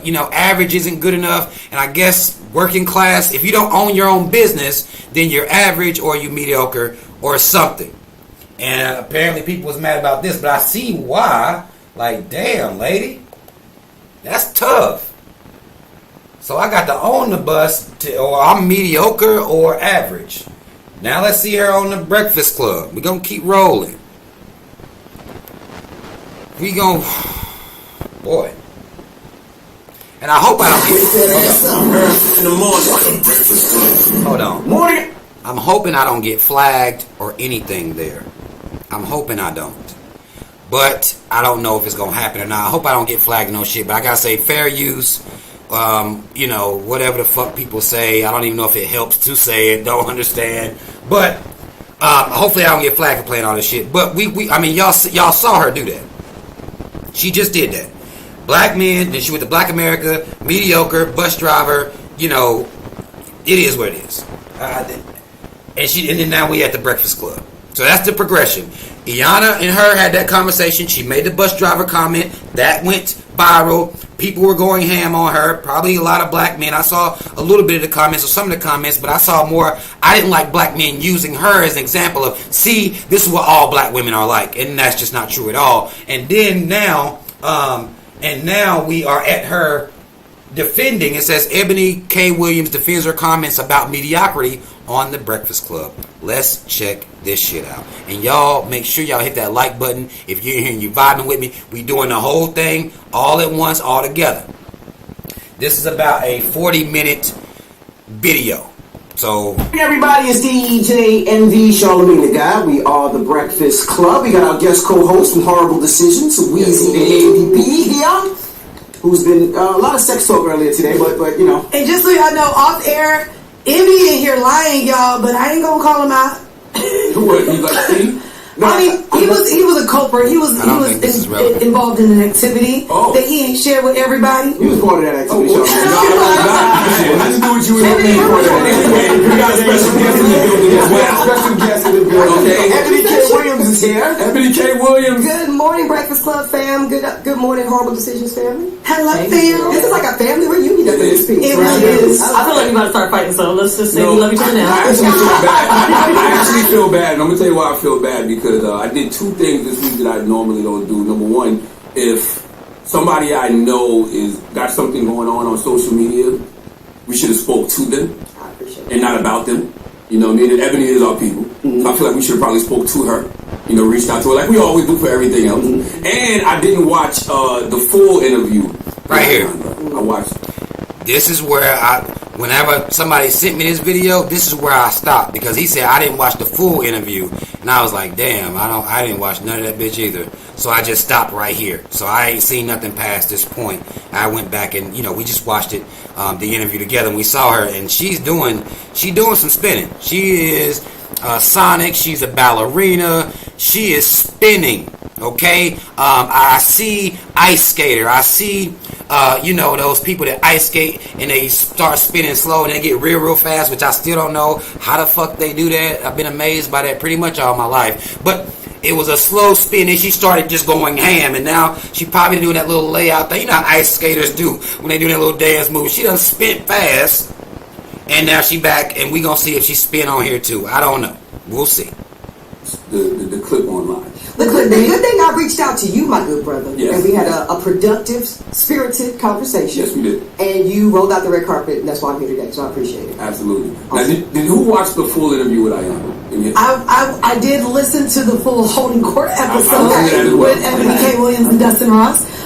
Of course, I saw the clips as well, and I as well responded on my podcast, The Thing Is, and spoke about it as well. However, there was more agreement with you than not, and so I'm excited to have this conversation. Ayanna was really the issue when watching it, though. Like, I mean, I made a comment on your page and Breakfast Club page, and then was jumping down my throat because I'm like, what does it matter what she wants to be with? But I think, and see, that's about how I felt. Like, who gives a fuck what she want to be with? If that's her mindset, who cares? That's just her, and let her deal with the men that she gonna deal with. Again, she's done them all, and she ain't with anybody, so just let her keep doing them all. Like, what's the problem? That's how I took it. But we in an age now where people get real sensitive on this internet, real sensitive. Even, and this is sad, even men sensitive. Because I wouldn't have paid, had I seen that and all this, hoopla, all this all around it, I wouldn't have gave a fuck. She don't fuck bus drivers. Who cares? Who cares? She's done them all and ain't nobody fucking with her, so she don't really do anybody, technically. So it's okay. I didn't see the big deal. But I feel like this lady here, like, who cares? the other comments were tough to watch. So here's the thing. I want to, first of all, as I started with my Holding Court episode, offer gratitude. Because I think what we know, the fact that this conversation with myself and Dr. Ayanna, shout out to my SOAR, it aired last week. And let's talk about what's happened since then. We've had a whole White House correspondents' dinner, which Roy Wood Jr. killed. Shout out to Roy. We've had the Met Gala. Okay. White House correspondents, okay, she might be one of these Democratic shields. I don't know much about her. But if she got showing respect for the White House Correspondents' Dinner, she must be a Democratic shield. She's one of them people. We've got a war in Ukraine and still a war in Sudan, and yet folks is still talking about this shit more than anything else. And I think that speaks to something, right? Mm-hmm. I think it speaks to the insatiable nature of the fact that we've got to have this conversation. Mm-hmm. As black men and women, and we're talking about the black family structure and black wealth building, and all of those are tenets that are tethered to why this has hit such a nerve and why it's reverberating, in a way. Tyrese posting about it, Jason Lee posting about it, the Shade Room posting about it, Spiritual World posting about it, Ava DuVernay in the comments, Viola Davis in the comments. What was Viola saying? We get to it. So that's a good thing. I want to start by that framework. Nothing about this is negative. People are disagreeing, people are feeling away, we're going to talk about it. But I want to start by the framing that this is, we cannot have rupture in the culture and not do the work of repair. So to me, this is a conversation about repairing and restoring what has historically been a productive, valuable conversation and relationship between black men and women that somehow, some way has gotten away from us. Well, yeah, I think it's two different conversations. Like, I watched the full, I don't care who. There's a lot of people that don't know what you're talking about. That might have just tuned in and have no idea. So, Frank, go ahead, Frank. What she said is normally a productive in conversation, but black men and women ain't had no productive conversation in decades because everybody's always polarized on one side, or they shift their allegiance to one side. That's why we can't have conversations. It's either anti-man or anti-woman. I haven't seen a conversation happen. They don't happen. All black men and women do is argue and fight and try to prove that the other one ain't worth a fuck. If we're being real. I don't know what she talking about. This is the same thing that always happens. All people do is bring their their heartache, pain, disgruntledness, or disdain for the opposite sex. They bring that to conversations. And all we do is point at each other and say, you ain't worth a fuck. That's all it's been. That's it. There's nothing else going on. So I don't know what the hell she's talking about as far as these conversations are concerned. Some people could. You have to tell people what you're talking about. Okay. So some from comments that, because I don't want to misconstrue, because we only had a small piece of your conversation with Ayanna. Sure. I do not fuck with DJ Envy like that at all. I don't fuck with the Breakfast Club like that at all. Honestly, I'm not gonna lie to y'all. I think Charlamagne be Conan. He's a Democratic shield, and DJ Envy just be lost a lot of times. Based on, but I don't know. He could have gotten better. I don't know. Just as me watching, looks like they have a new setup and everything going on. So we'll see how they're doing. So during your Ayanna conversation, she asked if you would date a bus driver. So let me back up for 1 second and be correct. I invited Ayanna on my Griot show. That Griot show airs on Byron Allen's network. The Griot airs every night at 6. Let's first of all start with this. Whole shit is y'all's fault. This whole shit is y'all's fault here at the Breakfast Club. No, love y'all. Y'all had Ayanna on, and Ayanna made a statement on the Breakfast Club morning show, and she said that a lot of young black ladies out here are men in skirts. Which you agreed with. Which I found very provocative. Did I not call you that day? I said, oh, this is spicy. I would love to participate in this conversation. And then you do what you always do, and you went radio silent. That's cool. So then everybody that knows Charlamagne and Bobby were like... So she saw Ayanna on the Breakfast Club, which I didn't see. So Ayanna was on the Breakfast Club prior to and said that women are, I guess, being men in skirts. So Ayanna said that. She called Charlamagne like, I'm trying to be a part of that conversation. So she came in trying to, I guess, catch a little bit of that spark and, I guess, dive more into the conversation. I didn't know Ayanna was on the Breakfast Club first. That's the shit he pulled. It's cool. It's cool. It's always love for 7 years. So then I said to my team, reach out to Ayanna, let's book her, let's bring her on the grill, because I want to have the conversation, and probably more productively, right, y'all? Black woman and black woman. Yeah, let's talk to each other. And also generation to generation. Let's talk to each other. She old. Yeah. Sorry, I was gonna say you should hope to get to that age. That's it. No, of course. I want to. Yo, don't be, you know what I'm saying? I like your finger waves, but don't be doing too much now. Goddamn, you have to jump down on that girl. Jump down on Ayanna like that. Amen, gracefully, beautifully. Okay, so Ayanna comes on, and I say, this is the framing I say to Dr. Von Zant, to Ayanna. I say, sis, Dr. Zora, talk to me about what you would recommend black women do in terms of our posture and positioning. When you're right. I am showing up in a posture of building, providing, and protecting my own self. I'm showing up in masculine energy, as you would call it. I'm conceit. Let me be clear about something with y'all. Building, protecting, and providing by yourself is fine. That's not masculine energy. That's adulting. I get so tired of y'all. That's not, it becomes that masculine energy that they're calling it, because I'm gonna use their terms. It's only an issue if you are with a man in the situation. If you are by yourself, that is the energy that you must exist in, or you're going to be holding signs up at the intersection by the Walmart talking about we'll suck for food. That's the only way this works. The fact that people will talk about this masculine energy is protecting and providing for yourself. If you are by yourself, that's how it is. That's adulting. There is no energy connected to that. None. That's just adulting. It's the adult life. It's some bullshit. Many of us know it's some bullshit because we be doing it. There's no energy that goes with that. If you don't pay the power bill, they shutting your lights off. Okay? There ain't nothing masculine, feminine, all that. There ain't no it. That's just grown folk. That's what you do when you live in your own place. If you don't want to do that, stay with your mama and them. Black folks, stop throwing your kids out at 18. Okay? That's a whole different subject. But what I'm saying is, that is not masculine energy. That's what you do when you're by yourself.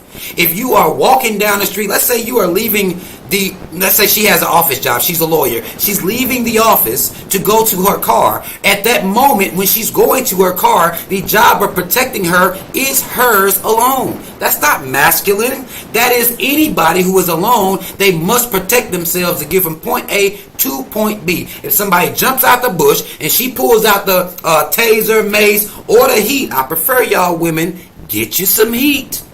Bang, bang these hoe ass niggas. They be running up on you, trying to either rape, murder, or kill you, or rob you, or anything. Flash that heat. Okay?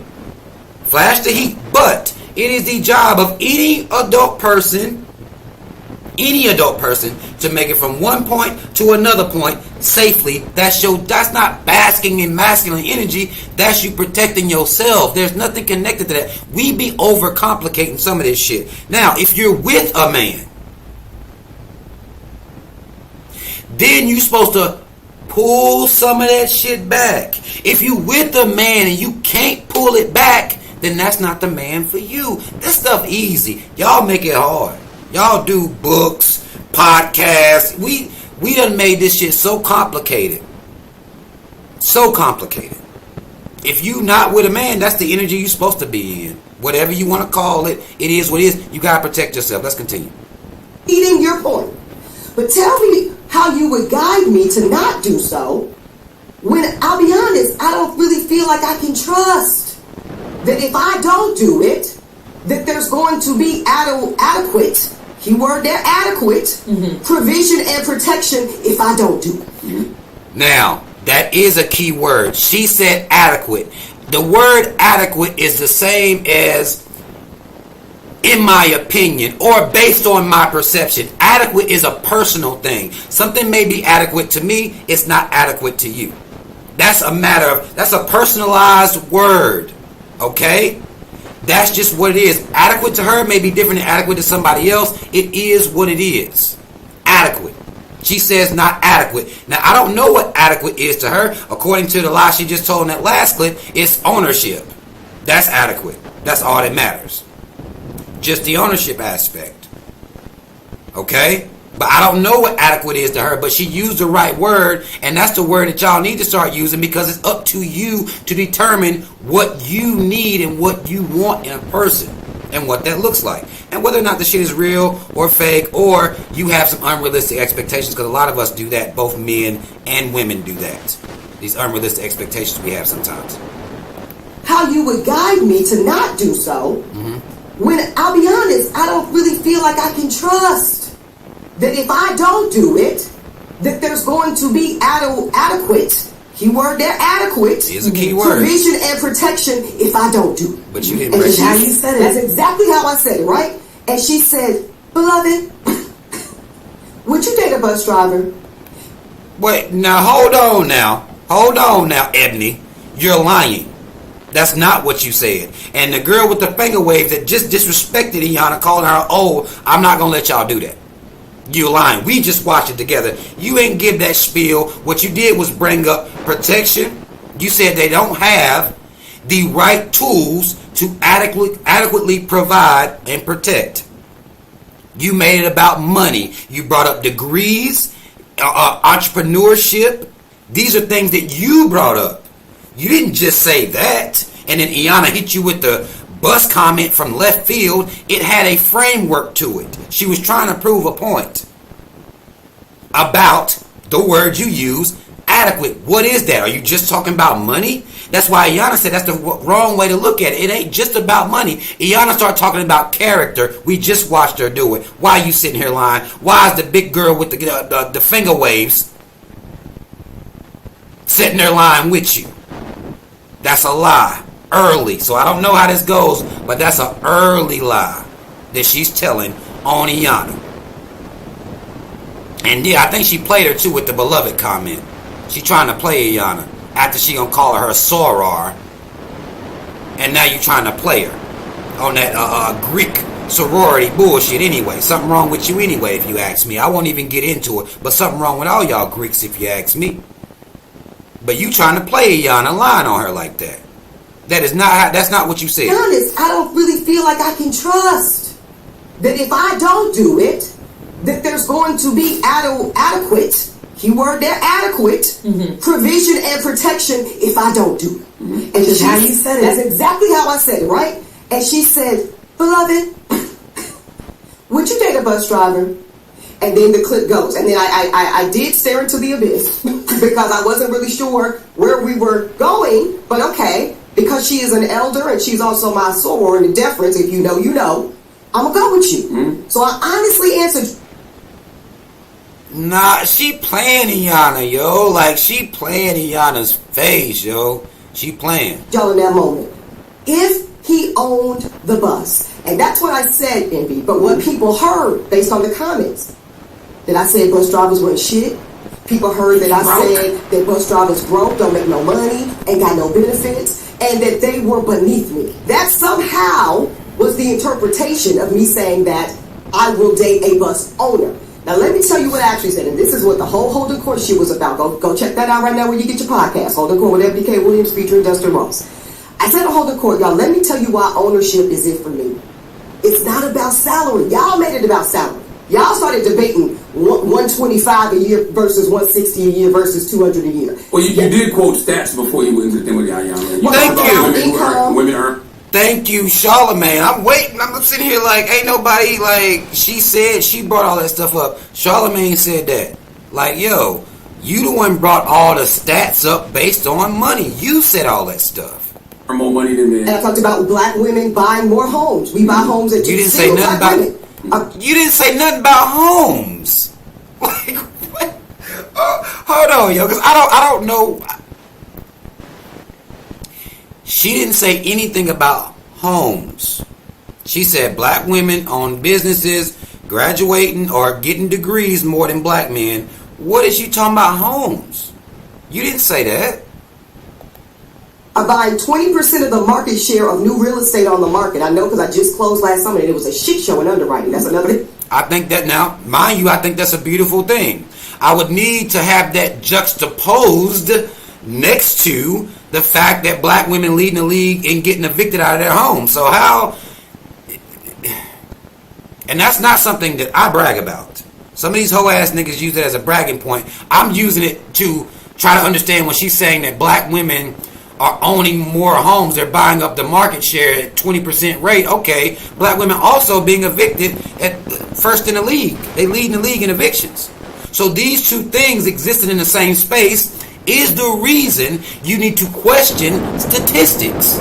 Anytime you hear stats, you question these statistics. You question the sample group. A lot of y'all, I took statistics in college. Sample group is so important. Sample group is important. Now, in this case, there is a way to track who owns homes. This is why they ask you what color you are and all this shit, what race you are rather, and all this shit. She's saying 20%, home ownership. I'm just, I reported on, actually, I think I did a live or either a video on it, or maybe I just posted about it, on black women being evicted from their homes. And there was these hating black men that hate black women that was laughing about that and making fun of black women and saying, ha, look at y'all getting kicked out of your homes. So black women and these so-called Latino women, which she talked about, she brought Latinas in the initial interview. She said Latinas and black women doing all this entrepreneurship, they also lead the league in evictions. All these things are existing in the same space. This is why it depends on what stat you want to read off and what would be to curb your or support your narrative. The statistics is almost like the damn Bible. You can go to Proverbs and read one thing. Somebody else can go to Proverbs, read the same thing, and do a whole different sermon about what they getting from that verse. It's as convoluted and ridiculous as quoting the damn Bible. I believe that. These stats, no, they don't. It's too many things that exist in the same space for these stats to be trustworthy. They're graduating more. They're in college. Yeah. Charlamagne, you guys do so much work on the Breakfast Club about what? HBCUs. Yeah. And I was devastated when my good friend Eugene Scott sent me a post, Washington Post article that said black men are going to HBCUs 1 to 2. It's 2 to 1 for black women graduating. So these are things we got to look at. Because you have daughters, and you have daughters, and some of y'all in here got daughters. And if they're going to want to partner and marry men, and black men at that, and they're going to want to build together, as you two cite your marriages as examples of, we gotta talk about how people can be equally yoked. So back to ownership. So now we're equally yoked based on college degrees, and she doesn't mention college debt. But equally yoked as far as college degrees. Black men aren't graduating college at the same rate as black women. Black women graduating college 2-to-1. I have a black son and a black daughter in college right now. Okay? But black women are graduating 2-to-1 to black men. Now, black men also are getting other outside skills that they can build, or whether we talking about trade schools, whether we talking about mechanics. These things, I guess, when it comes to equally yoked, if we're just talking about college educated, which does not make relationships last at all, regardless of what y'all talking about, these are just facts. It just is what it is. That don't make relationships last. So I don't know what the equally yoked part. We want to have equal debt for paying for college. I don't know what she's trying to say here, but basically, if a woman is graduating from college, there's no way she should want to deal with a man that hasn't also graduated from college. Charlamagne, I said ownership is key for me. Why? Not because I'm a bougie bitch. This is not about everybody being a Harvard surgeon. This is about this book right here, Bet on Black. You've read it, Charlamagne. Y'all were at the party. Y'all know what time it is. It's hard to be free in America as a black person when you don't own anything.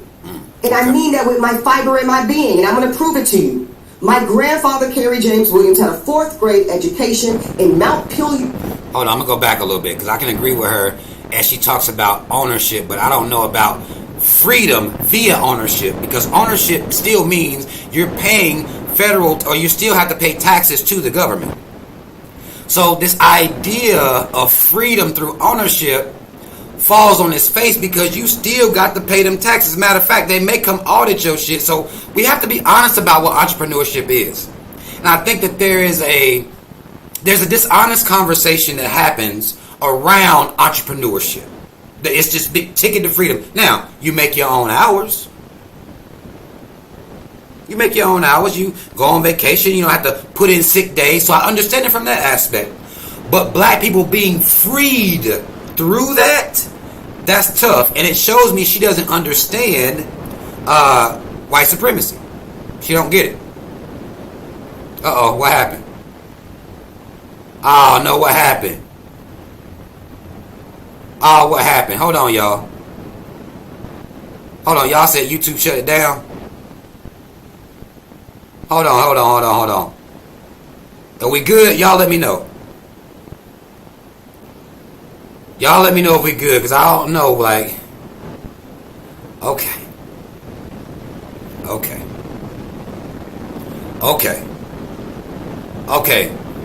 So we back in here. I was finna say, what? Then YouTube may be sabotaging me, because I see my viewers went down by like 40, and that's fine. I don't care about that. But YouTube could be doing something. They could be. I don't know. But as I was saying, the idea that ownership is going to be the key to liberation for black people as it pertains to the system of white supremacy and how it's practiced is a lie.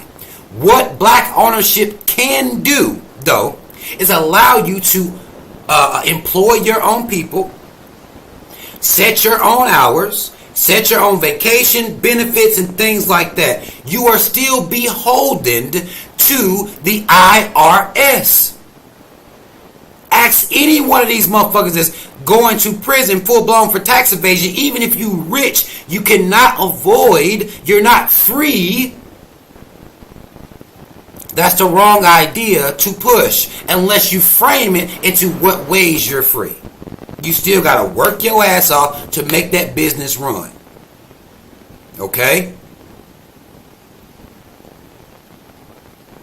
Uh-oh, hold on. Ah, shit, hold on. Hold on. I'm gonna slow everything down. Matter of fact, I'm gonna slow everything down.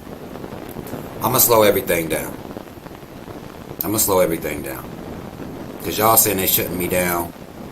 I'm gonna slow everything down. Because I'm dropping bars right now. Let me slow everything down. We gonna wait. Okay? We gonna wait a second. Let me see what is shutting me down for the breakfast, for me playing this shit. Damn.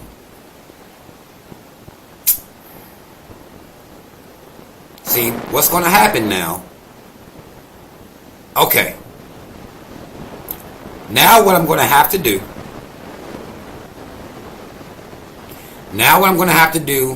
Is I'm still going to break this video down. They're not going to be able to. I'm not going to do it right now. Hold on, let me get it off the screen. I'm not going to do it right now. I'm going to take y'all's advice. Y'all telling me what's right. Let me just do this right now. Let me just do this.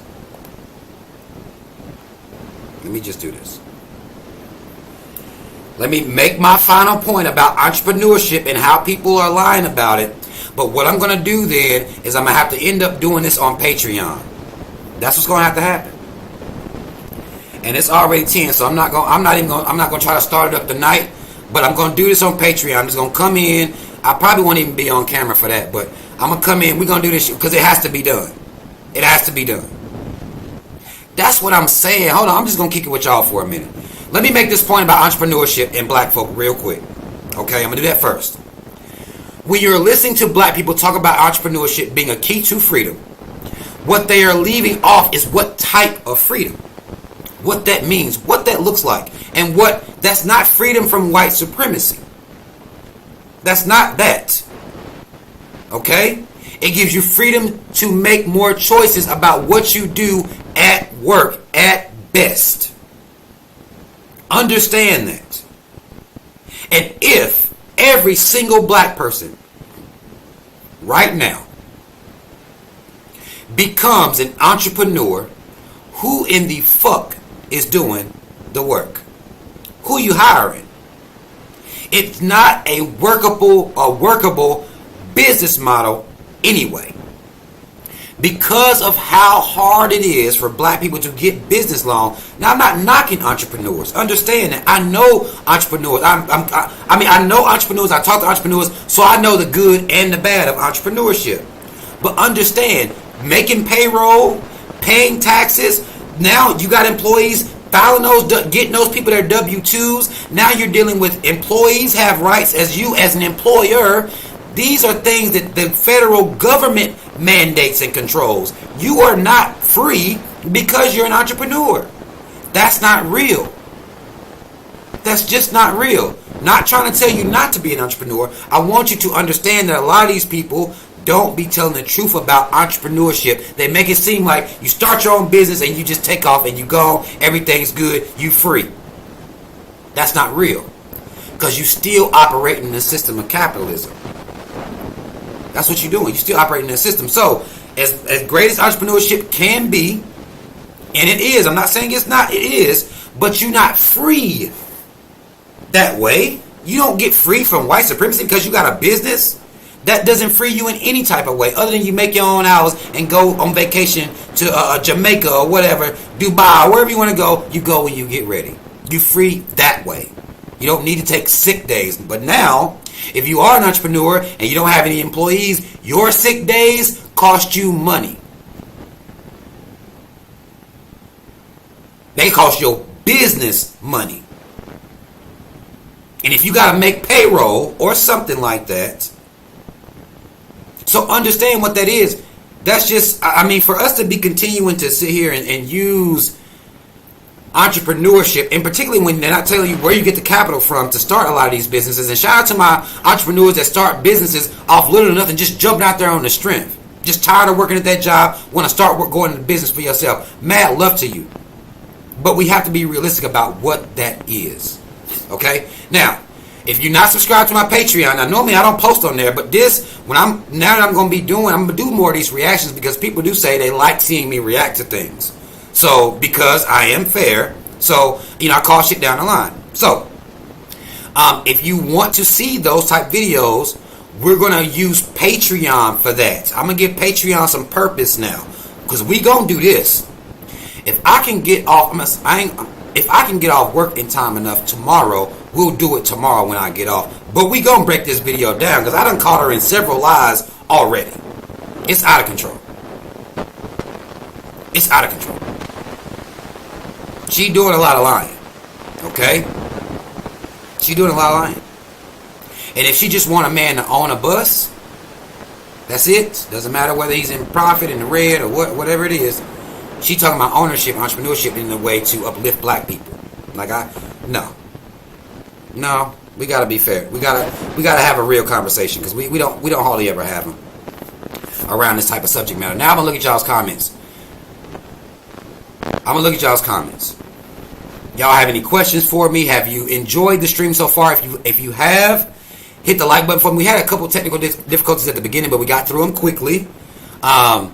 So let me know if you feeling the stream. Hit the like button for me. If you understanding what I've been talking about, put a B123 in the chat. Y'all know I'm gonna ask y'all to do that for me. Hit the like button. Put a B123 in the chat, because again, this conversation is being had by people who either hate black men or hate black women, one or the other, or have disdain for one or the other. So the conversation isn't being had properly, in my opinion. It's not being had properly. Too much hate in the blood around here. Too much hate. So the conversation can't be had properly. It can't be. Mad love to everybody that's here. Mad love to the B123s in the chat. Y'all know we caught her in several lies. I'm talking about, we made it. We only 8 minutes in, and they spent the first part kiki. And as soon as she start opening her mouth, she start lying. So it's just like,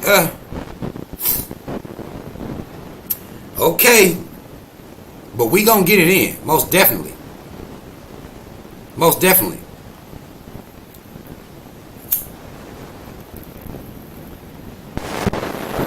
We gonna get it in, because I don't know what all people are saying, but I know that a lot of people just gonna lean to one side, or they're gonna or either they hate black women, so they're gonna try to go in on her just because they hate black women. I'm not on that type of time. I'm gonna go in on her if she gonna lie.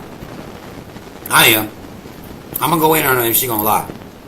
It ain't got nothing to do with her race at all. So, okay, Paris, you sent me a video. Okay, I'll check it out.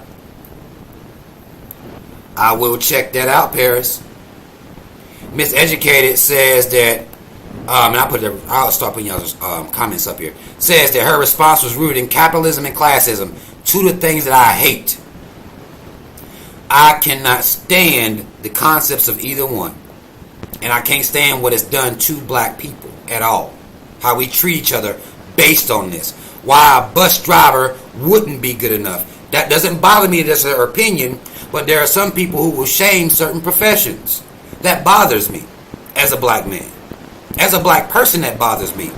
Because what's wrong? I mean, if the people stop, if people don't do the would be blue collar work, who's doing it? I've told y'all over and over and over again, if the working class ever stops, it's a wrap. This country don't move without the working class. Who the hell, especially in New York, what the hell you gonna do without bus drivers? How do the people that go into these big buildings and put on their 3-piece suits and all this old shit, how they get in there without the bus driver? How they even get in there? But we gonna deal with it. We gonna deal with it. We most definitely gonna deal with this shit. Cause I don't like that. I don't like that black people treat each other like that. We don't factor in anything. We just start coming out here telling black people, well, okay, go be an entrepreneur. Like, they make it sound so easy. But it's not like that. Oh, I just spent, Jay, look. Says, yep, I live in NYC, so I should know. I just spent about 3 months up there in New Jersey and New York, in that area. There ain't no way if everybody in New York bought cars right now, that whole city is shut down.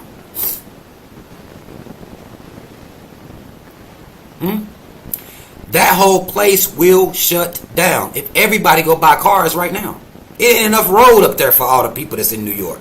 It's not even enough road. So how do the people even get to work without the bus driver, the subway driver, sanitation workers? You know, and hell, New York motherfuckers throw their trash on the side of the street anyway, which it leads to the rat problem they have up there. No offense, Brother Jay, but leads to these, life-sized, these, big ass rat problem that they got up there. But how the hell do you function as a society without this low-level, mediocre workers. How do you do it? How do you do it? Who mops the floor now?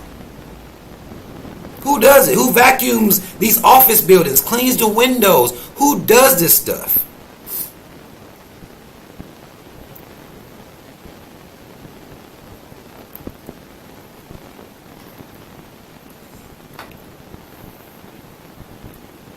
Right. Black Pride says, Black Pride B123 says, facts, even if you have a car, you choose the subway and buses out there in New York. A lot of people, or the train. I ain't trying to wait in that traffic.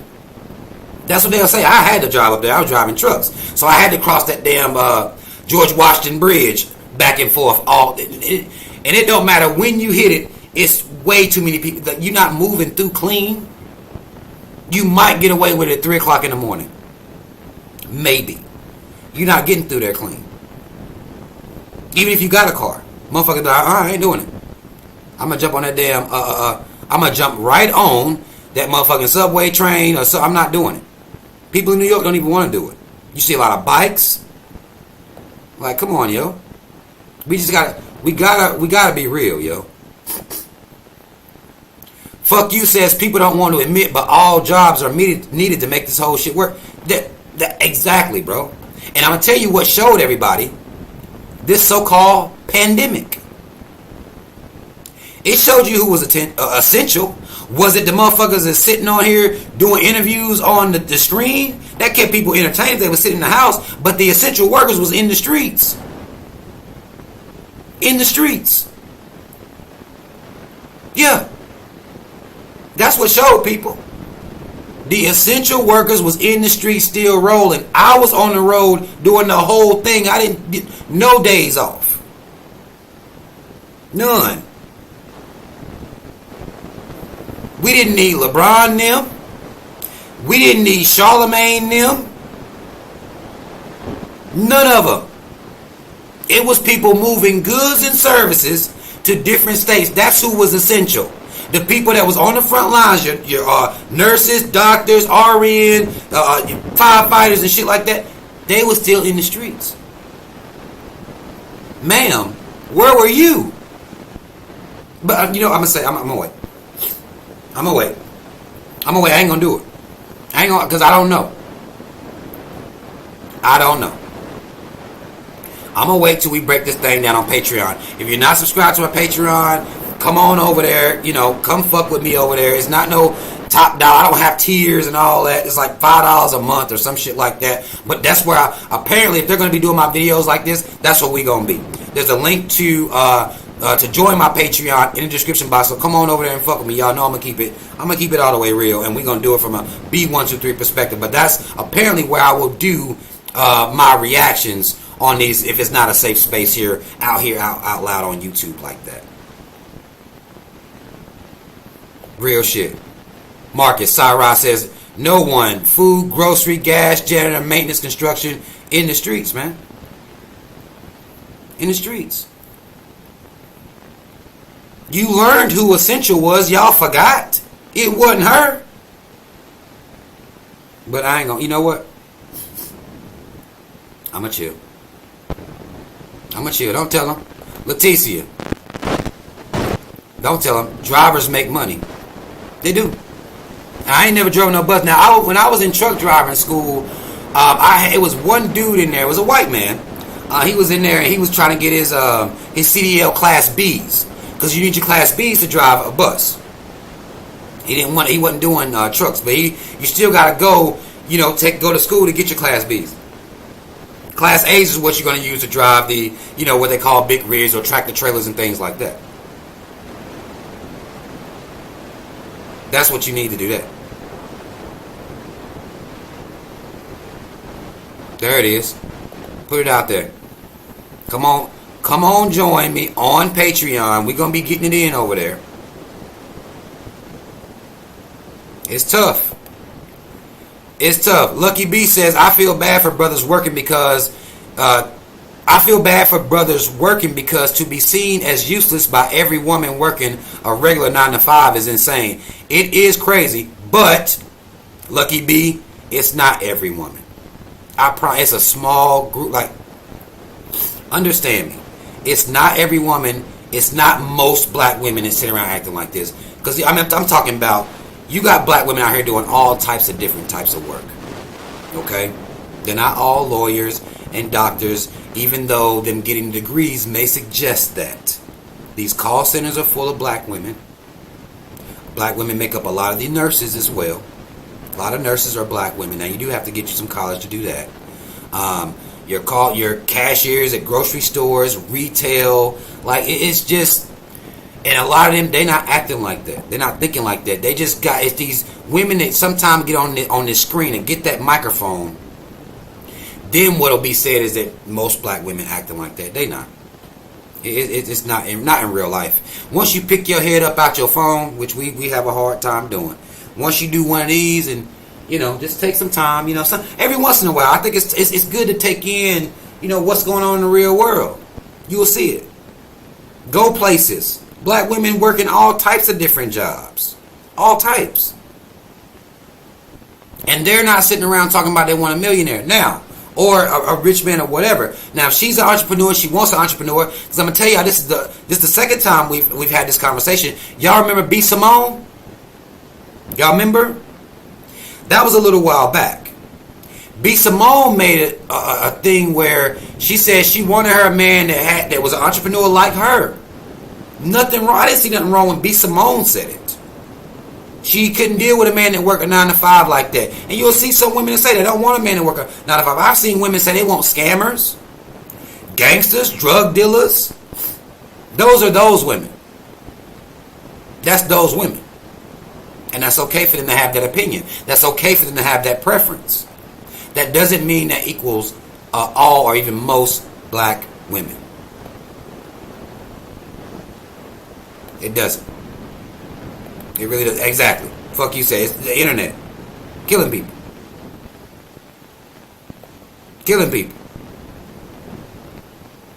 And then they go viral. These little clips go viral. And then black men and women, we take the bait every time. We'll see this clip, come in the middle, and argue.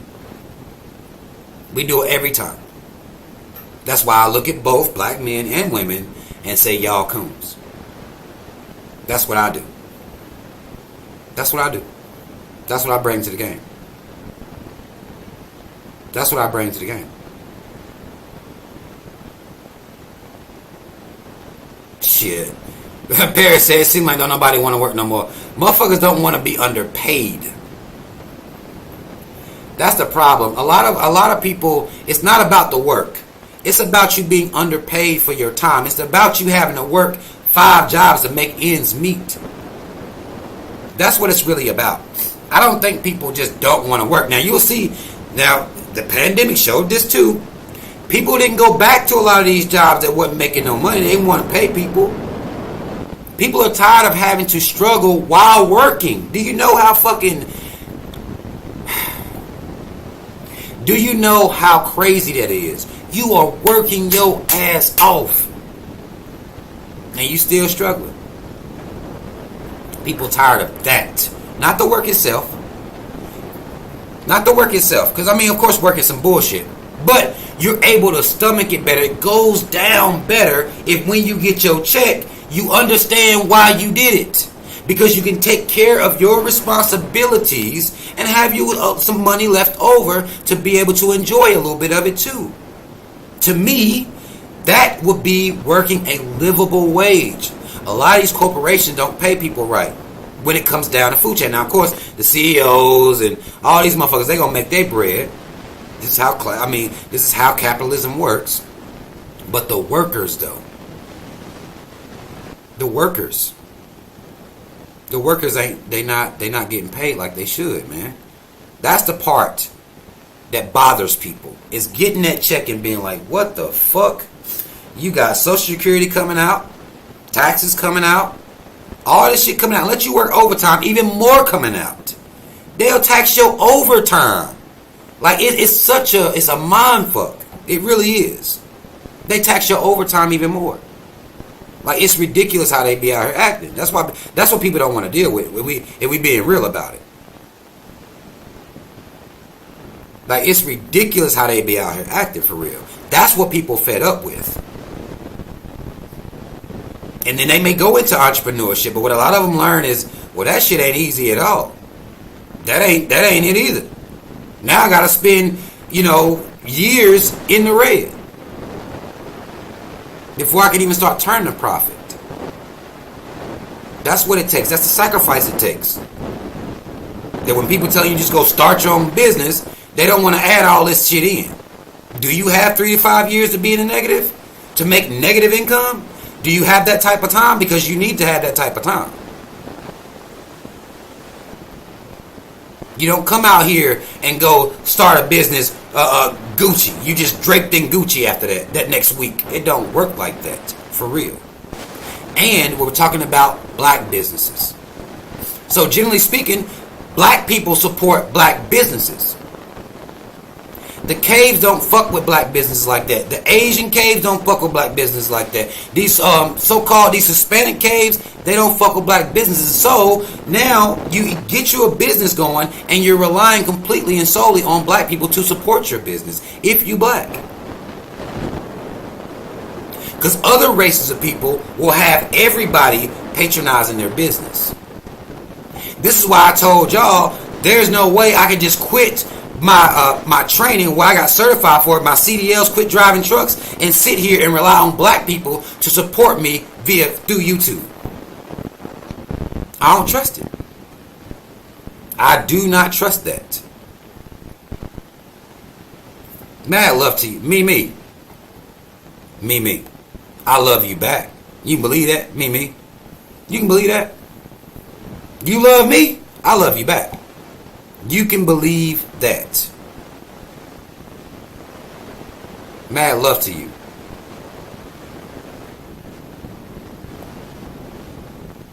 I like that. I like when I get a little bit of love. Motherfuckers don't be fucking with me like that, but I do like that little, that keep me going. I appreciate that. I do appreciate that. Boy, who you telling? The invader black man says, man, fuck that. I'm tired of working 6 days a week. Exactly. Man, people don't man, I'm telling you, at some point people gonna get tired. And I hope I'm alive to see it. And they're gonna be like, nah. Just nah. That's all it's gonna take. It's gonna take that mindset, not the words it said, but the mindset to be like, nah. As they're raising prices, inflation, all this shit going on, and it's like, but they're not gonna pay you, and then you have to work 2 jobs. You ain't hardly getting no damn sleep. Guess what that does? Guess what sleep deprivation does? Y'all call it being a hustler. Y'all brag about not sleeping, but what that does, it makes your immune system susceptible to sickness and disease. That's what that does. Not getting sleep, you can brag about it all you want to. You can make all the money you want to. There are a lot of people that dedicate themselves to making money, dead at 50. Didn't take care of their inner self, didn't take care of their health. Was out here chasing bags, right? Drinking Red Bulls all day. Coffee all day to try to stay woke, to try to keep the shit going. And dead. Can't even enjoy the damn money. And people out here having to live like that and just to make ends meet, man. That shit is, it makes me mad. Motherfuckers tell me I'm crazy, but it pisses me off. But you keep not getting sleep you want to. I don't do it. I go to sleep. About to in a minute. I gotta get up at 5 o'clock in the morning and drive all over the place. Get this work done. But I'm telling y'all, tomorrow, when I get off, I'm good. If don't nothing happen on the road, when you drive trucks, you can't really control traffic. If I can get back here in time, we're going to finish breaking this video down over there on Patreon. We're going to do that shit. We're going to do that shit. Tell him, Mimi. See, this is what I'm talking about. Mimi said, y'all, let's get one shirt from Rob. He worked so hard. Tell him. Come get a shirt from him. This is one of them right here. Y'all brave enough to wear that? Y'all got that type of heart? All out in the streets? That's how I act. But do that shit. The links is in the description box if you feel the need to do so. But if you want to see that video broke down, join the Patreon. It's not expensive. Ain't no certain, like I said, ain't no tiers or nothing like that. If you come over there fucking with me, we family. It is what it is. Y'all are part of my pride. Okay? A part of my pride. And I'm using that term that they talk about lions, but y'all are part of my pride. Mad love to you, Miseducated. No, this hat is not on the website. The only hat I have on the website is America Great Win. That hat is on the website. That hat is on the website. That hat is on the website. It's there. It's all there. Brother Ron, what's going on, brother? Yeah, it's there. It's there. Look, I got 2 sites. Check them out. Let me know. You know, if you want something or have an idea, send me a message.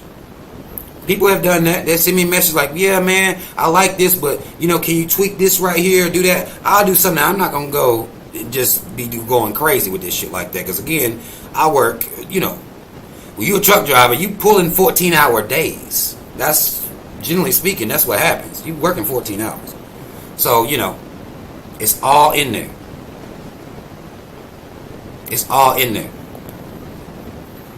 Miss Budget says, Rob, just curious, are we able to pay more than $5 for the Patreon? I have no idea. But if you want to make any other type of donation, you know, I got the Cashapp, like, you know, everybody else. I know, mad love to some people. The last live I did, I had 2 people send me Cashapp. So mad love to that, because y'all know I don't be out here going crazy about that. But I really, really appreciate that support. Y'all, I use it to make my shit better. You know what I'm saying? Even though I don't do this shit, I still want to have quality shit. I use it to make my shit better. So mad love to y'all for supporting me that way. I don't know who this is. Fuck you says, are you going to talk about Jordan Neely too? I don't know who that is, brother. But if you can send me some information about it, we'll see. Oh yeah. Yeah. Come on, Ron. Ron said you make edits. That's what I'm talking about. Get that. You got the skill. Go on. Yeah. Come on. You know. Okay, I would have to make higher tiers. According to Vid says he would have to make higher tiers, but it's possible. I don't want to make tiers, man. Like, I don't want to do all that. Though the brat, I very lightly touched on the brat situation. I didn't touch on it heavy. I just posted up on Facebook. If you're not following me on Facebook, come on there and fuck with me on there too. I didn't go in about the brat. Because I'm going to tell you what about the brat situation. Real quick. This is why I didn't make an entire live. Okay. We can talk about that. We can talk about that. But the thing about that is, the brat and her wife, lesbian couple, they go get sperm from a non-black man.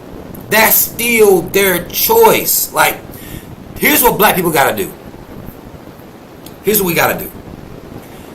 We have to recognize when somebody a coon and dedicate ourselves to not being one too.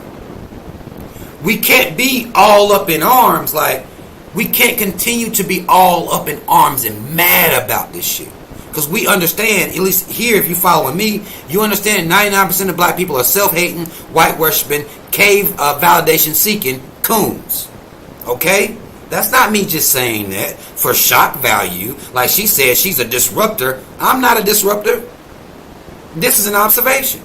So, when you understand the mindset, what the brat and her wife did, and what the brat said about somebody like Jiminy Cricket, it's not. It's in the mindset. We are anti-black. This is why our culture is so fickle, because what I tell y'all, it's not built on this. You will continue to see examples of people like the brat and her wife and whatever they got going on over there, because the black culture is not built on this. And until it is, you're going to continue to see coon shit like that. That's what you're going to see. That's what you're going to see. That's not... I ain't even... When I saw it, I was like, oh, okay. You know, they want to have a baby with a white man. Okay. Light skin, curly hair baby, or whatever like that. You know, mixed baby, curly hair. Okay. That's something that's common. You got black people that hate their black skin and want to do that. Like, that's not new. They're not doing anything new. That's not a new form of cooning. It's just not. Like, it really is not. It's not a new form of coon shit that's going on. That's the same old regular coon shit that's going on. Is what it is. Wrong, you guys. I respect truck drivers too, but I get scared as hell driving next to one or behind one. And you should be scared. More people should be scared, but they're not. They do all types of wild shit around trucks. Because one of the motherfuckers might be sleepy. Today, on my way back to Charlotte, I went to a place called Eden, North Carolina. Eden, like the Garden of. But Eden, North Carolina. On my way back, it was a truck driver, like he was FaceTiming that bitch.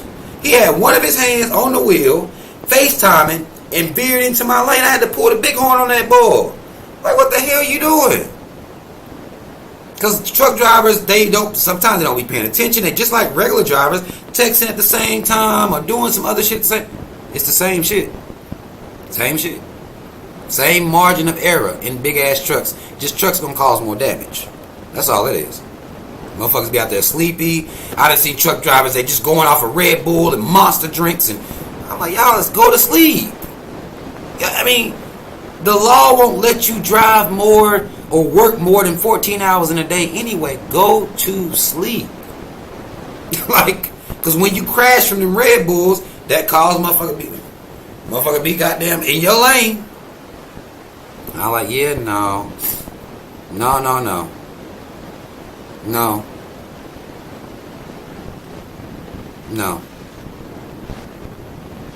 Real shit.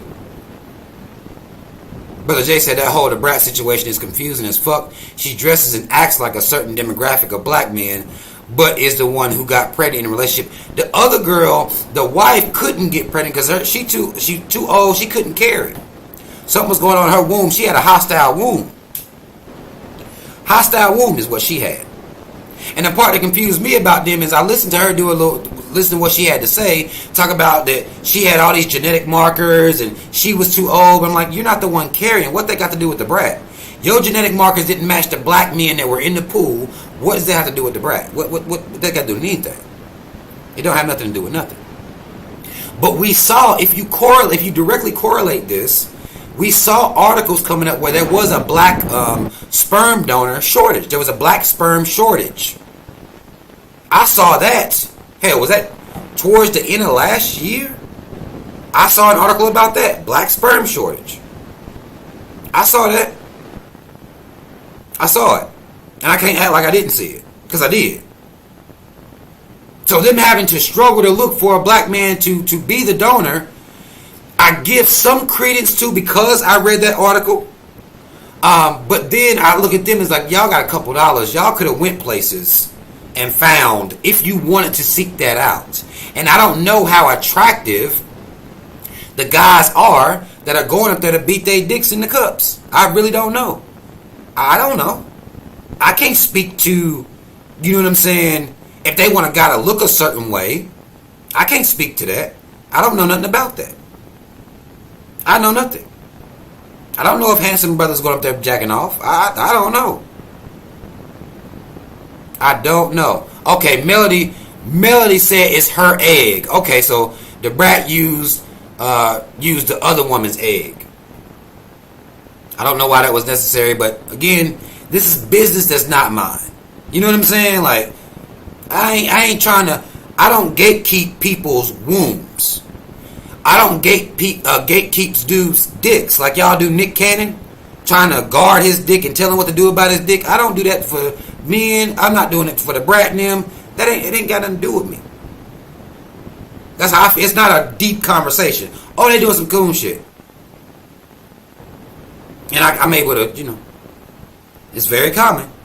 Not a big deal. Yeah, it was fucked up. DW2 says they didn't need to say what they did about that man's appearance. Actually, it was the brat that made those comments about that man's appearance. Say, like Jimmy the Cricket. That might be her way of saying he ugly. I mean, I don't know. But I don't womb watch. That's why this ain't my, you know what I'm saying? Like, I understand that womb watching is cool for us. We love it. Something wrong with us. But that's not what I don't give a fuck about what they doing. That's her pussy. Let her do whatever she want to with it. They ain't got nothing to do with me. Nothing. That's a homosexual couple trying to have a baby. Already, if you look at it on the surface, you already know it's some confusing shit going on in there. You're a homosexual couple and you want to give birth to a baby, not adopt one. So when you got, again, it's look at on the surface, look at it. On the surface, just look at it. A homosexual couple wants to have a baby. Babies are generally had in heterosexual union. The only way they're had is in heterosexual union, or like they did the IVF and the sperm bank. Okay, but a homosexual couple want to have a baby. Like, already it's confusing. You know what I'm saying? Like, it's not even, I'm not about to make it deep. It's already confusing. It already don't make no damn sense. Like, you chose not to have kids when you chose to be homosexual. You're choosing to not have kids, really. You ain't want no damn kids. Not really. Or they could have adopted or anything like that. It just is what it is. And I thought the one woman whose egg it is, it was my understanding that she already got kids. So I mean, again, having me try to figure out, no, nope. I did not see your comment on the Paris. I did not see your homosexual comment on my Britney video. I did not. Why you say I purposely skip? I'm not I try to tell y'all when I'm looking at the comments, because I be talking. Like, I'm not like I be talking to y'all right here. So if I missed a comment, I apologize. I mean, it is what it is. But I didn't see it. So I did not see it. But it just, for me to try to dig into the mindset of the brat and her wife and what they doing, like, I ain't, they're gay and they want a kid. I don't know what to say. I really don't know what to say about that. Exactly. Simple. And it's not rare. The brat situation all boils down to self-hatred. It's not rare. It is what it is. You got self-hating coons out here. And they exist in such a large number that, that's just what it is.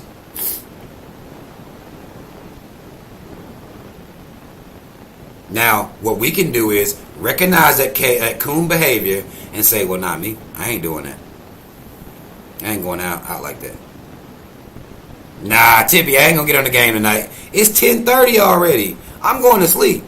Y'all going to have me, because again, I got to be up at 5. I got to get up at 5 a.m. and...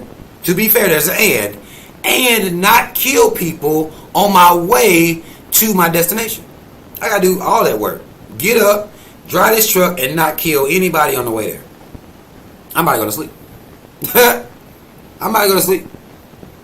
I don't believe that. Paris. I don't believe that. I don't believe that. I respect you for saying it. This was years ago, and again, I've been around for a while. Years ago, there was a study done. This dude, a black man, it was with frogs or tadpoles or something like that. And it was some argument that there was something making people gay. I'm not doing it. No, I'm not doing it. Because I drink the same water. I exist in the same space and I'm not gay. So, there's that. There's that. I'm not saying you can't believe it. Oh, you don't.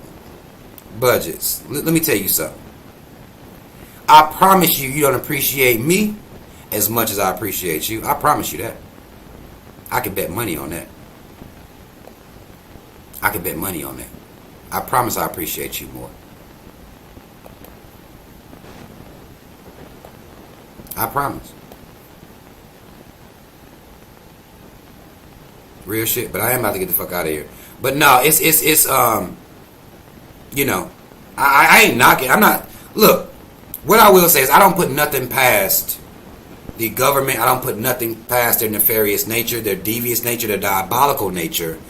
But if water and food is being made to make people gay, I eat the same water and food, or drink the same water, eat the same food as everybody else, and I'm not gay, then there's something going on with there's a disconnect there.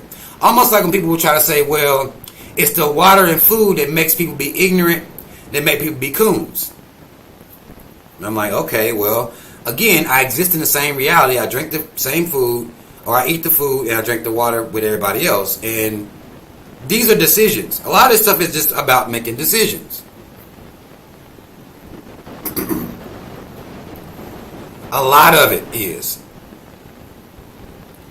Professor Truth, y'all ain't trying to play that game for real. Y'all trying to game for real? Are y'all really trying to game? If y'all trying to get some gaming in, subscribe. I got a gaming channel on here. Subscribe to my YouTube gaming channel. But for me, it's if I'm doing the same thing as everybody else, and all these things are being used as excuses as to why people are the way they are, these are choices. And don't nobody want to deal with that hard truth. There's a choice that you make it. There's choices done. It ain't got to do no damn. I ain't saying the food and water don't affect your health. I'm not saying it don't do that. But you telling me this is what make people be coons, or this is what make people be ignorant, or this is what make... Like, now you got to choose to be on some other shit. You got to choose to go in a different direction. And ain't no food made me want no type of homosexual. So I just don't agree with that. That's all. But I ain't about to get the fuck off here. I've been here for almost 3 hours. I spent some time with y'all. We gonna do this on Patreon. No, she ain't seen the last of me. I'm coming. What's her name? Ebony. I'm coming. Okay? Ebony, I'm coming. I'm gonna have to give it to my Patreon, so people might miss it. But Ebony, I'm coming. Subscribe to Patreon again, y'all. Ebony, I'm coming. I'm gonna call out your lying ass shit. Now, I ain't gonna call everything you saying. Like, you said some real shit. I'll give you credit, but I'm coming. I want you to know it. I am coming. Mad love to y'all. Shout out Team Rob. Y'all already know what the fuck it is. Black first, second, and third. I'm out, y'all.